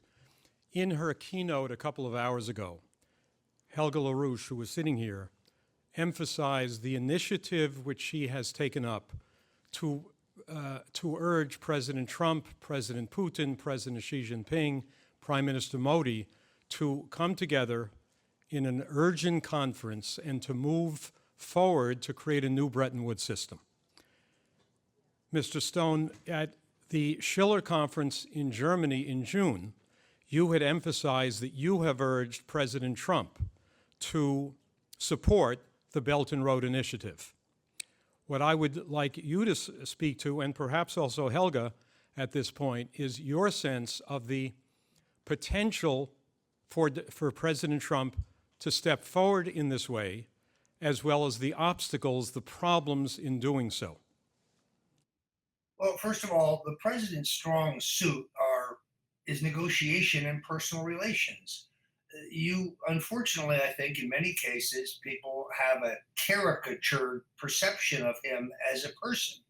He's enormously fun to be with. He's a great conversationalist. He can get along with anyone, although frankly, he prefers the company of working people to the company of elites. He'd rather have dinner with a group of cab drivers or plumbers or electricians than a group of Wall Street executives. I do think that he also recognizes that you can't make any progress if you're not talking, that you need to talk. Now, we saw the extraordinary effort by his own administration and many in the Congress to call off or destroy his conversations with President Putin. It was extraordinary the extent they went to blow that up and then to mischaracterize what actually happened when he was there. You know, the election is over. Generally speaking, sitting down with people who possess thermonuclear weapons and aren't afraid to use them is a good idea. The idea that we are somehow going to benefit from a new Cold War in which we don't speak to the Russians or the Chinese is an enormous mistake. Now, several months ago, almost 6 months ago, if not longer, Helga gave me a terrific publication on the Belt and Road program, which I read with avid interest and which I passed on. I made copies and passed on to several of those that I know inside the White House. The problem here, I don't think, is the president's heart or the president's determination or commitment to world prosperity and peace and to better relationships with our adversaries who ought to be seen as potentially our partners. But the attitude of his advisors who are against talking. They don't even want to talk, never mind positioning yourself within the talks. It is very hard to look at the White House staff and realize that there's literally, with the exception of Kellyanne Conway, who came late from the campaign of Ted Cruz, nobody who works in the White House who supported Donald Trump for president. Certainly nobody in a senior capacity. The one exception of that would be Larry Kudlow, and he was in the media at that time and therefore not taking a partisan role. But I can at least tell you that privately he was for the president and did privately help him compile what was the most dynamic and pro-growth economic program of any of the Republican candidates. Hope springs eternal as far as I'm concerned. That sit down could be a key milestone in the movement for world peace and world prosperity. You never lose by talking. You only lose by refusing to talk. That's my view. Helga? Helga? Yeah. Yeah, Helga has a follow-up. No, here.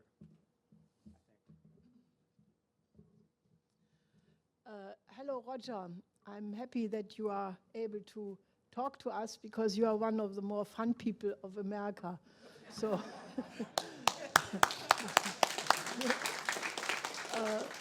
but you know, the thing which I mean, I really think that Willy Wimmer was the former deputy defense minister of Germany during the Kohl period. Is right when he says that is what is between World War III and all of us is Donald Trump. I think that is a unfortunately correct view. But in light of this, I think it's very unfortunate that his relationship with Xi Jinping, which I think is still existing and very good, but that because of the tariffs, the Chinese right now are extremely upset about this, what could become a trade war.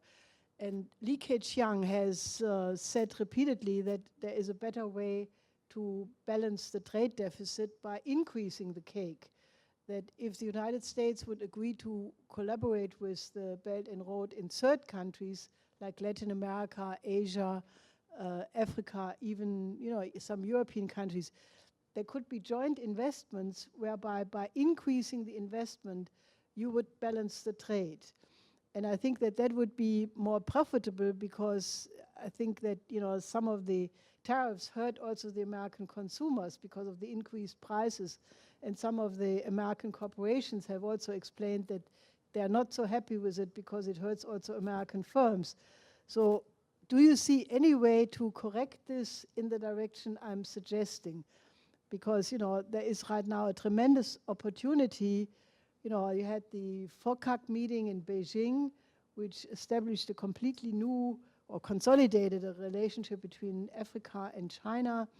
And the Chinese have repeatedly invited the United States to co-invest together with them. And there are so many projects, which are of life importance, for the future of all of these countries. So, my question is, what can we do to, help to move it in this direction? And do you agree with that approach? I agree with that approach, first of all. I must tell you, I don't think Donald Trump is a big fan of tariffs. I think he views them as a tool, as a tactic to get the attention of the people he wants to negotiate with and to bring them to the table. The president has said repeatedly that he's a free trader, and I think he is. But he wants fair trade, reciprocal trade. How about a trade agreement that benefits both countries, opposed to the NAFTA agreement, for example, that seems to benefit our trading partners but not benefit us? The Chinese, I think, had a major impact on the president when they visited Mar-a-Lago and Palm Beach. And I think that the personal diplomacy is the way to break through.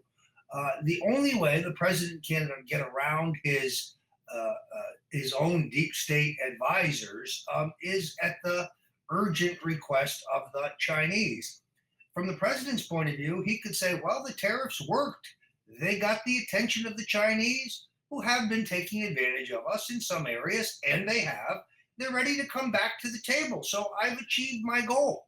Also recognize that the president's trade policies and his imposition of tariffs in some cases to negate our old trade agreements, which seem to fit in this one-size-fits-all multinational basket, as opposed to sitting down with individual countries, the UK, France, Germany, China, Russia, and negotiating individual deals that speak to the strengths and weaknesses of those individual countries and our own country.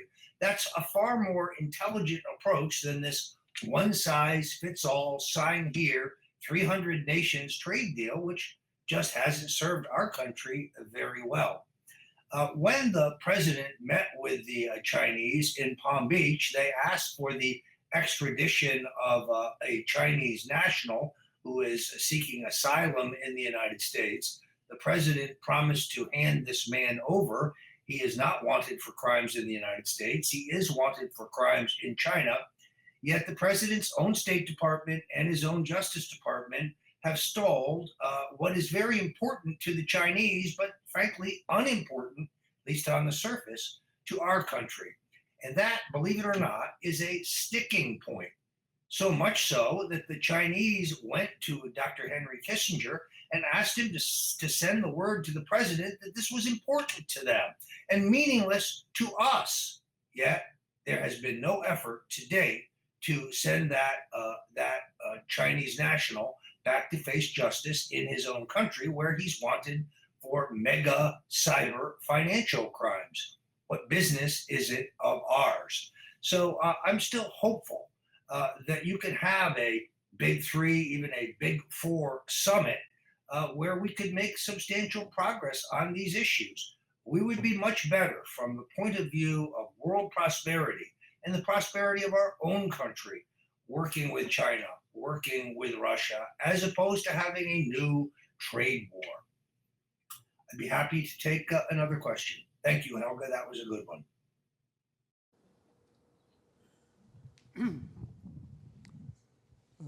Excuse me. My question is when in the 1950s, early part of the 1950s, there was a great reaction by the Republicans when the United States lost China, because World War II was largely fought to prevent Japan and Germany from uniting the Eurasian landmass under their control, because that could have permitted them to become a tremendous power against the United States.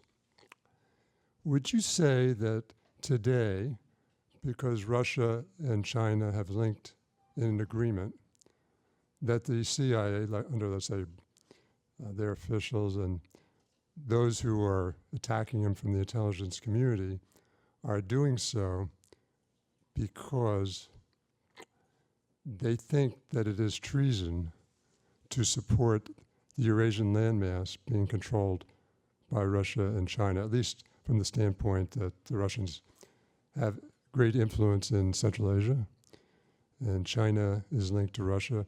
Do you think this entire situation is for that reason and all the other material is just brought in, which they didn't do for other presidents, because this president wants to have détente with Russia so there can't be nuclear accents? That's the question.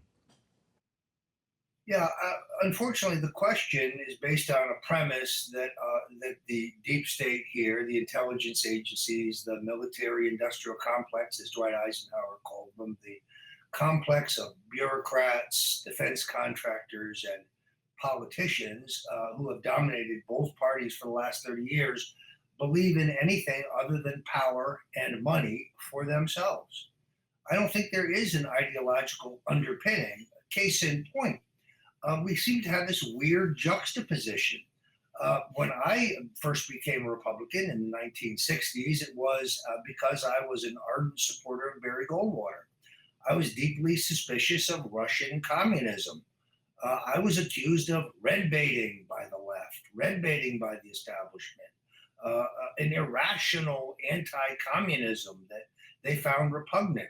Now that I and Donald Trump think that maybe we should try to find peaceful coexistence with the Russians, maybe even cooperation, particularly in the area of fighting Islamic terrorism, which is a threat to both our nations, well, now suddenly I'm a traitor. I'm a Russian agent. Members of my own family were mowed down by Russian tanks in Budapest in 1956. Calling me a Russian collaborator is one of the worst insults you could possibly put together as far as I am concerned. But these are the same Democrats who are cheering on the FBI in the total erosion of our civil liberties. These are the people who used to be whining about the FBI spying on the anti-war movement, for example, in the 1970s, but now they think spying on Donald Trump and his associates is just peachy keen. That's really weird. What it tells me is the Democrats don't really believe in anything other than power, money, and the Bushes and the Clintons and their cronies have become exceedingly rich while the average American has gotten poorer and poorer. So I'd like to attribute their position to some broader, at least intellectually based, if not misguided, theory. But I think it's really more about if you're for it, we're against it. And peace, as I said earlier, is not as profitable as war for some people. Helga, do you have anything you'd like to say about that? We just want to leave it. Okay. Okay, good. There's another question here. Come to the microphone.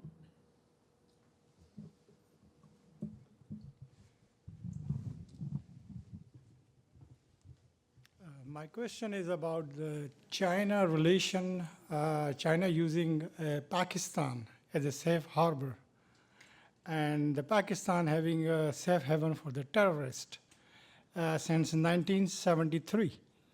So how you analyze that China involved to making, and the Pakistani authorities, not all, but 20,000 contraband, which is involved in the politicians and the corrupt journals, making a conspiracy against U.S. How you analyze?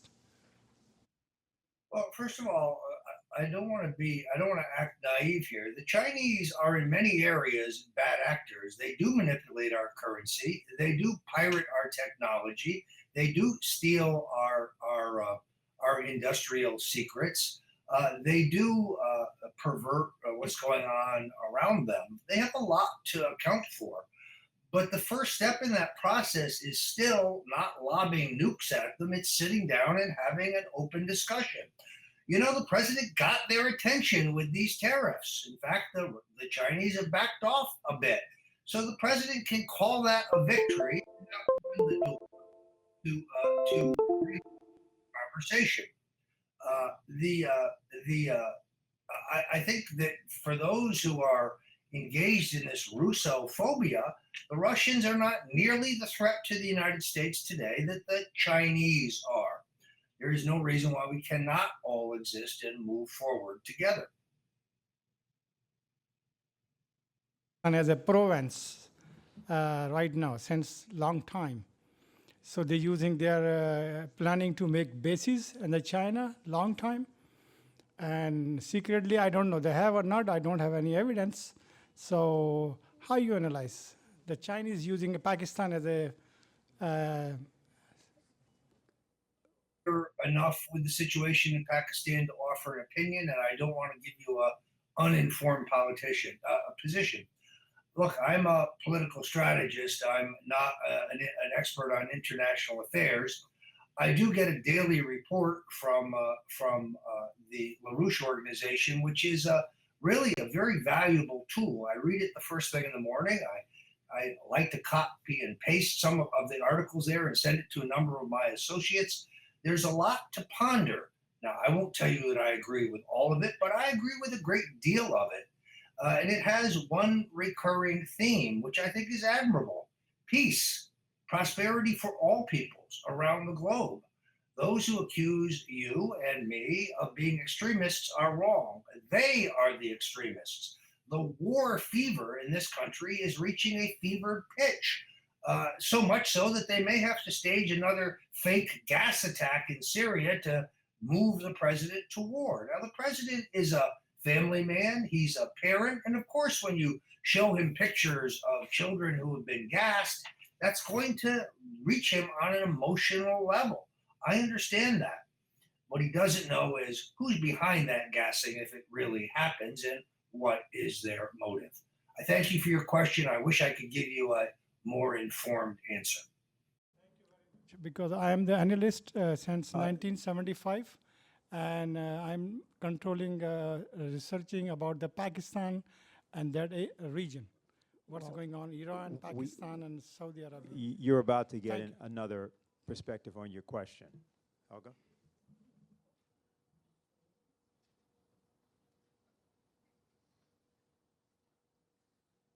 Well, let me tell you this, both Roger, you, and also my view to the audience here, on this question of stealing secrets, industrial secrets and technologies and so forth. Now, everybody who has been looking in the history of industry knows that every single country on the planet is doing that as best as they can, including the United States. I know of many European industrialists who are really not happy about the NSA spying on them, using their knowledge for economic reasons and so forth. So, you know, everybody does it. You know, so if China did it at a certain point, I'm sure they did, but you know, it's also a fact. If you ask all the scientists around the world, where is the place to go, they go to China. Because, you know, the period where China was just copying Western technologies is really a question of the past. You know, China has developed expertise. They are world leaders by now already in several areas. And, you know, it's really not in the right way to basically have this, you know, this prejudice that China is stealing our secrets when China is already more advanced in many areas. And I really also want to say, you know, when Kissinger was advising recently that, you know, that the US should work with Russia against China because they are the bigger threat, I think this is still the old geopolitical thinking, you know, and I have been emphatic on the fact that mankind has reached an area, a point in history where either we move to a new thinking or we will not make it. You know, I think we are sitting on such a powder keg, and what you are saying about the war fever pitch in the United States, what do you think the rest of the world thinks? We are scared shitless. You know, I'm sorry, you know, because, you see on the one side, you know, that Trump is there and he is the bastion against this, but, you know, people around the rest of the world are scared about the United States, and, you know, people don't know always the difference between the different factions, and it's very difficult. But I'm saying that we must really stop thinking in terms of geopolitics. And if there are issues on intellectual property, then, you know, let's sit down and discuss it. But, you know, I think we should really understand that we are not going to make it as a human species if we don't change our ways. Now, that is one point. And the second thing concerning the old geopolitical conflict between India and Pakistan and who plays it, you know, I was at a big conference in India 3 years ago at the Raisina Dialogue, and I saw how some of the Georgetown people were hyping India up about Pakistan being the terrorist state, state-controlled terrorism. And you could see how, you know, you can play on old conflicts, you know, which after all, India was divided by the British into Pakistan, India, Bangladesh, and there are certain areas still in the Himalayas and certain areas which they are using all the time to cause conflict and so forth. So we should, you know, understand that a lot of these conflicts are conflicts of the past, but with the new Prime Minister Imran Khan, you know, he went out of his way and said, you know, first of all, he wants to propagate the Chinese model for Pakistan development, but in respect to India, he wants, for every step India makes in the direction of Pakistan, he wants to go 2 steps in the direction of India. And I think that, you know, this is the new, I mean, you have right now, because of the new Silk Road spirit, you have the North Korea, South Korea peace perspective, and there will be a summit between the heads of state of the 2 Koreas in the next several days. And they want to keep this process. They don't want to have it derailed. This was possible because of Trump, because of Russian input, because of Chinese input in the background. So we are potentially seeing the diffusion of one of the potentially most dangerous conflicts, the Korea conflict. Then another very beautiful thing is around the Horn of Africa, where you had civil strife and war between Ethiopia, Eritrea, Djibouti, Somalia for many years. And now, basically, you know, they are coming together. Why? Because the Chinese built a railroad from Djibouti to Addis Ababa, and that has opened up a tremendous economic potential. You have a new president in Ethiopia who is reaching out. So, you know, this conflict of the Horn of Africa is having a real chance to have a peaceful development. So you have 3 spots: North Korea, the potential overcoming of the conflict between India and Pakistan, and the Horn of Africa, and North and South Korea. So I think, you know, this is the way to go. You know, we should think about how to establish a higher level of reason through economic cooperation, win-win cooperation. You can overcome any conflict. And I think it's very important that we do not fall in the trap, because China is the threat, we have to go with Russia or vice versa. This is all still in the old paradigm. And I would really say, you know, we should, I know it's very difficult for people because, you know, people are not used to think in the new paradigm. The new paradigm thinking means you have to have a beautiful vision of mankind. You have to have an idea that mankind is the only creative species, that we will, you know, make discoveries about the universe which we don't even know the questions yet to ask. You know, but if you think about the development of the last 10,000 years, you know, which is only a short period of time, I think it's 200 generations, it's nothing. And think about how we have moved from a people of collectors and gatherers, you know, of having a population potential of maybe 5 million people, to now where if we would apply all the technologies which we have already, leave alone those we are about to discover, we could nourish, you know, 20 billion people, 40 billion people, even more if we reconquer the deserts. You know, we can use the oceans to grow food. We can start to colonize space. You know, we are at the verge of a completely new era of civilization. And you have to have your own idea about it. You have to think about it. You know, you're, you know, maybe not my age, you're looking much younger, but, you know, we all are mortal. And, you know, the question is, what do we leave behind? You know, what have we contributed with our lifespan to make this human species better? So I would encourage everybody to have their own vision. You don't have to take the vision of, you know, the Schiller Institute or even LaRouche. You have to study LaRouche, that's very important. But I think it's very important for your own mental hygiene that you think, how do I want to have the world look like in 10 years, in 100 years? And if you have an idea that, you know, paint it out in your own imagination, that the world should be a garden, you know, that people should be happy. If every child has access to universal education, every child can become a genius. The number of people who will be genius will increase necentropically once we have the condition where you can develop all the potential. Right now we are using maybe hundreds of our potential. If you have a baby and the baby grows up to have access to universal history, to play classical instruments, to have all the physical experiments which really make you understand how the laws of the universe function, and many such things, you know, the chance that this child will become a genius will increase. And Vladimir Vernadsky, the great Russian scientist, said, you know, the laws of the evolution show that the dominance of the noosphere over the biosphere will increase, meaning that the amount of creativity working in the physical universe is increasing.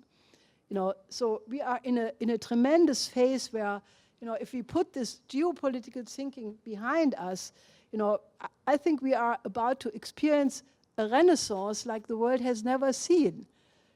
You know, if you study how the world came from the dark age of the Italian 14th century to the beautiful golden renaissance of the 15th century, if you apply that principle of breaking with the old axioms and going, you know, in a new kind of a dialogue of the highest traditions of every culture, you can spark a renaissance which the world has never seen. And I think we should all have this personal vision, because that makes you strong. Then the enemy can attack you and you say, I don't care, because who are these lower lives who attack me, you know? And it's a tremendous inner strength which you gain out of this kind of thinking. So anyway, that's my view.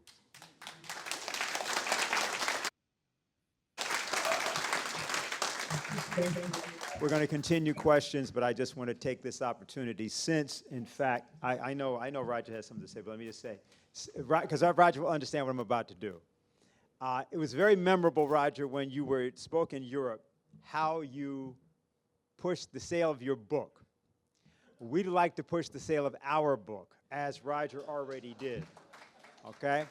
On the New Silk Road. There are a lot of them in the back. Everybody here should get it. And Roger also mentioned the daily alert process that he gets, and that's another thing that you all can do. You, too, can become as informed as Roger Stone on the behalf of by Lyndon LaRouche's organization. So I just wanted to say that, Roger, and now you have the floor.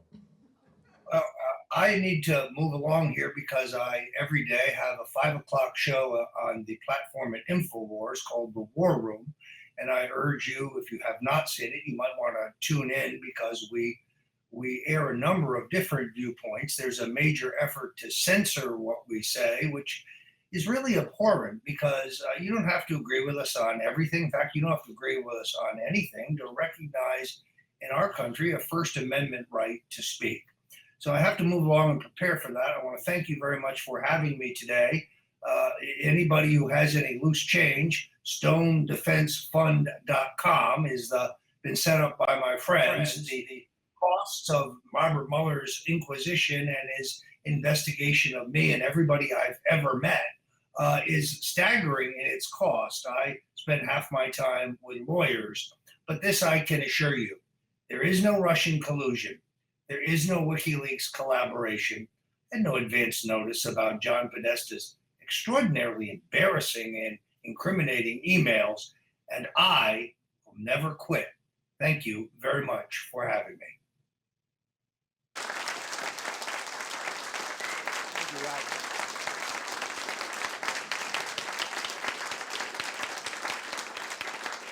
Okay, thank you. That's it, right? Okay, fine. Let's resume questions. We had another. Could you adjust that? Right. Hi. I'm here to give some perspective on Pakistan. The gentleman prior to me here mentioned certain things regarding Pakistan. I'd like to correct certain things. Pakistan has been a friend and ally of the United States since the 50s. At that time, just like Mr. Stone was mentioning, at that time everybody was was afraid of the communism and socialism. And Pakistan at that time decided consciously to align with the United States. Everybody remembers U2 and all the efforts which Pakistan did when Russia attacked Afghanistan, and Pakistan was along with the United States in fighting the Russians. And we accepted about 3 million refugees. A lot of them are still here. And after that war ended, which was, again, all know, mostly after the war, all the chaos created was because United States pulled out without any planning and left a vacuum for all the jihadis who were created by the United States to fight Russia.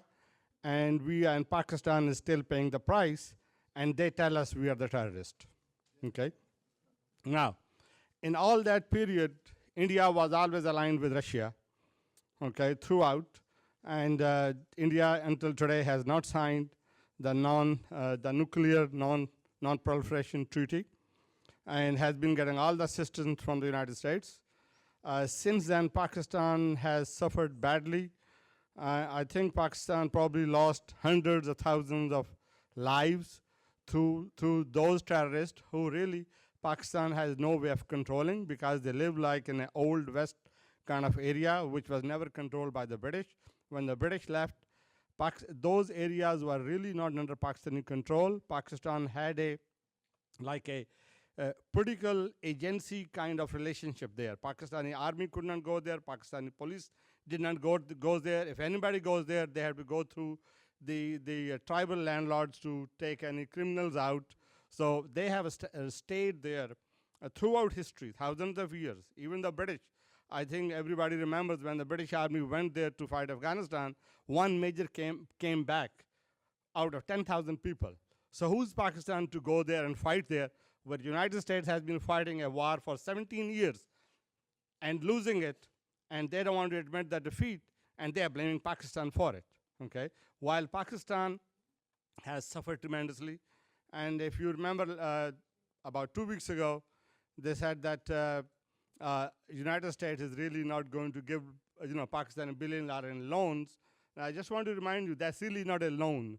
Those are the expenses which Pakistan incurs in supporting their military effort in Afghanistan, for leasing out Air Force bases, their transit route where all those heavy trucks damage tremendous roads to Pakistani roads. They got to pay their expenses, and they call them loans. They're not really loans. Those are monies which are due.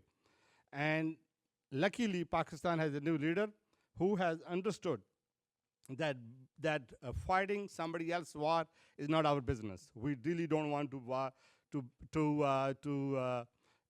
fight U.S. war in Afghanistan. We want peaceful relations with everybody, included India.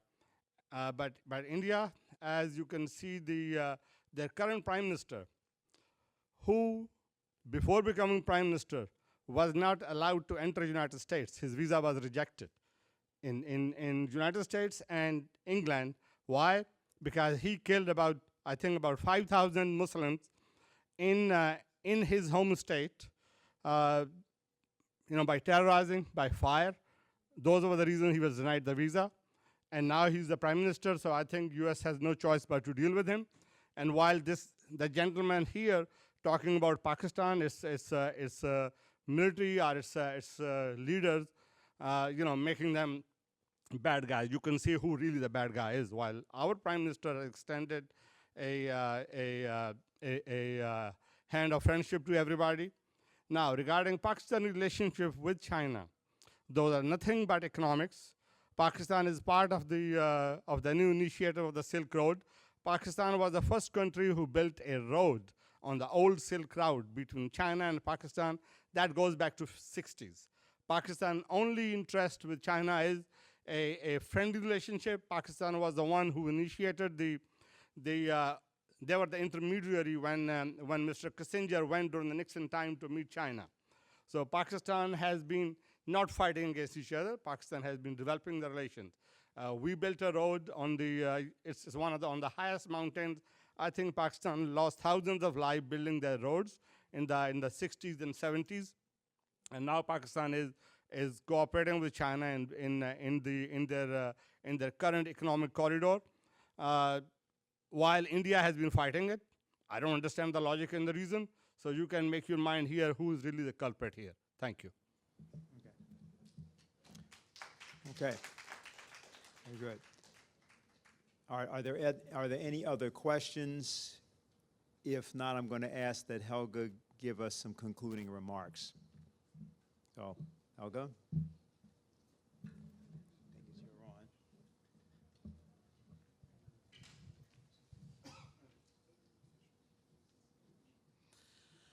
Well, I think that America will probably decide the outcome of this present historical fight. As I said earlier, if the United States would go under, which they could, because if these economic reforms proposed by my husband are not adopted, I think the danger of a collapse of the system would really be evident. You have, and unfortunately Roger had to go because, I think that there are certain parameters which show that the United States is not in good shape. And even if Trump has created some jobs, that's very good, but there are parameters which are horrible. Look at the fact that in the United States, which is supposedly the most powerful economic country in the world, the life expectancy is going down for the last 2 years in all categories of ages. Now, if there's any parameter which tells you if an economy is doing well or not, it's the question if the life expectancy increases or decreases. That should be a warning sign. And why does this happen? Because you have the increase in the death rate in alcoholism, drug addiction, suicides because of depression. Depression, why? Because if you have no future, then you give up, at a certain point. So this should, there is no reason to think that we are out of the trouble. And again, the need for infrastructure could not be more obvious than in this place. I think the condition of the subways, which Diane reports to us every time there is a fire in the subway or some line goes out of it, she reports it daily. And the potholes, the condition of the roads, it's just, if you go from, the traffic in rush hour in New Jersey, it's people are crazy. They're driving like madmen, and they're driving 2 hours in the morning, 2 hours in the evening, sometimes longer. This is not a normal condition. And, I think that the fight to get the United States to join with China and the other countries in the Belt and Road Initiative and, have a rebuilding of the United States. And I only want to say that if you have some holiday plans, go to China. It's really an important experience. And I think you were in China last year. You can say, it's not that there is everything perfect, but if you look at the infrastructure, you go with fast trains and it is a pleasure. You enjoy traveling with these fast train systems. You go to some of the main, main stations. They're like palaces, marble, big, not crowded like here, because it's well organized.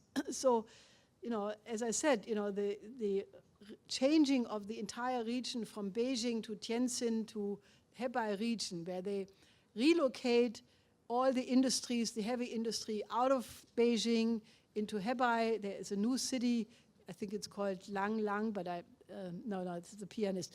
Anyway, it's something with Lang, so I forgot it now. But they're building a completely new system whereby everybody is supposed to reach their workplace with modern infrastructure in 20 minutes, And this is what should be done with New York. You should take the whole region from Philadelphia, New Jersey, New York, and think how you plan new infrastructure arteries, new highways, new tunnels, new fast train system. You should have a maglev system for inner city traffic. And I think you have to have the idea that that is what you want, and this is what you will influence the Trump administration to get.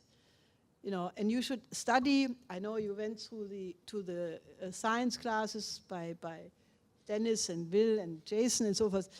Keep doing that, because we need educators who can educate the other Americans of what is true physical economy. And that will be extremely crucial. Obviously, the next 7 weeks or so till the midterm election will be crucial. So help us spread the message, that it is a question of war and peace if Trump is being confirmed indirectly through the midterm election or not. So I think that this is really something to be patriotic about it. And, America has a great tradition.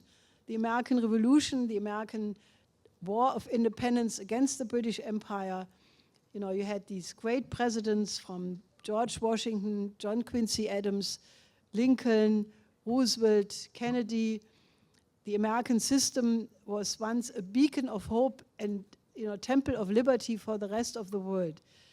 Get back to that, and I think that the potential for the United States then to become again a friend of other countries is there.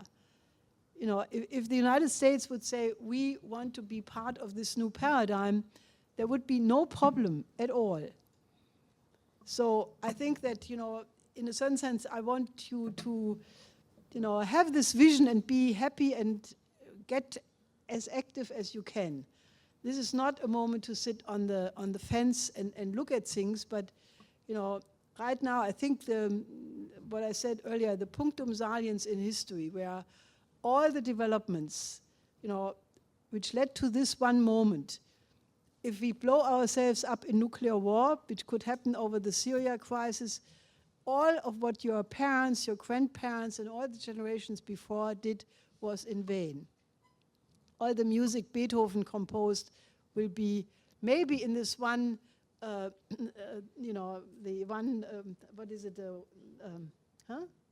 the Voyager, because they put Beethoven's music and Furtwängler's composition in the Voyager, which about a year ago went out of our galaxy. So, so maybe it survives somehow, but frankly, I would appreciate more if it would be more practical here. And I think the New York chorus, is a very good place where that should spread. But, everything is at stake. So with that, you should be full of passion, and help us and help ourselves and all of us to save this beautiful humanity, because if it would vanish, it would not be acceptable.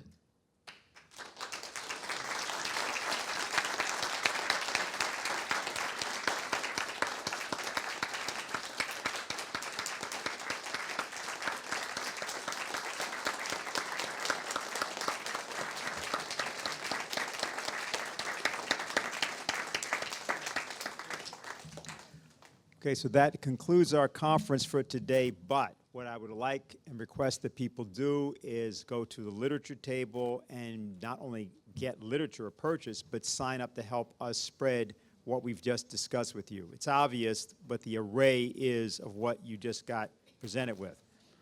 We need people to work, so please get involved. Thank you.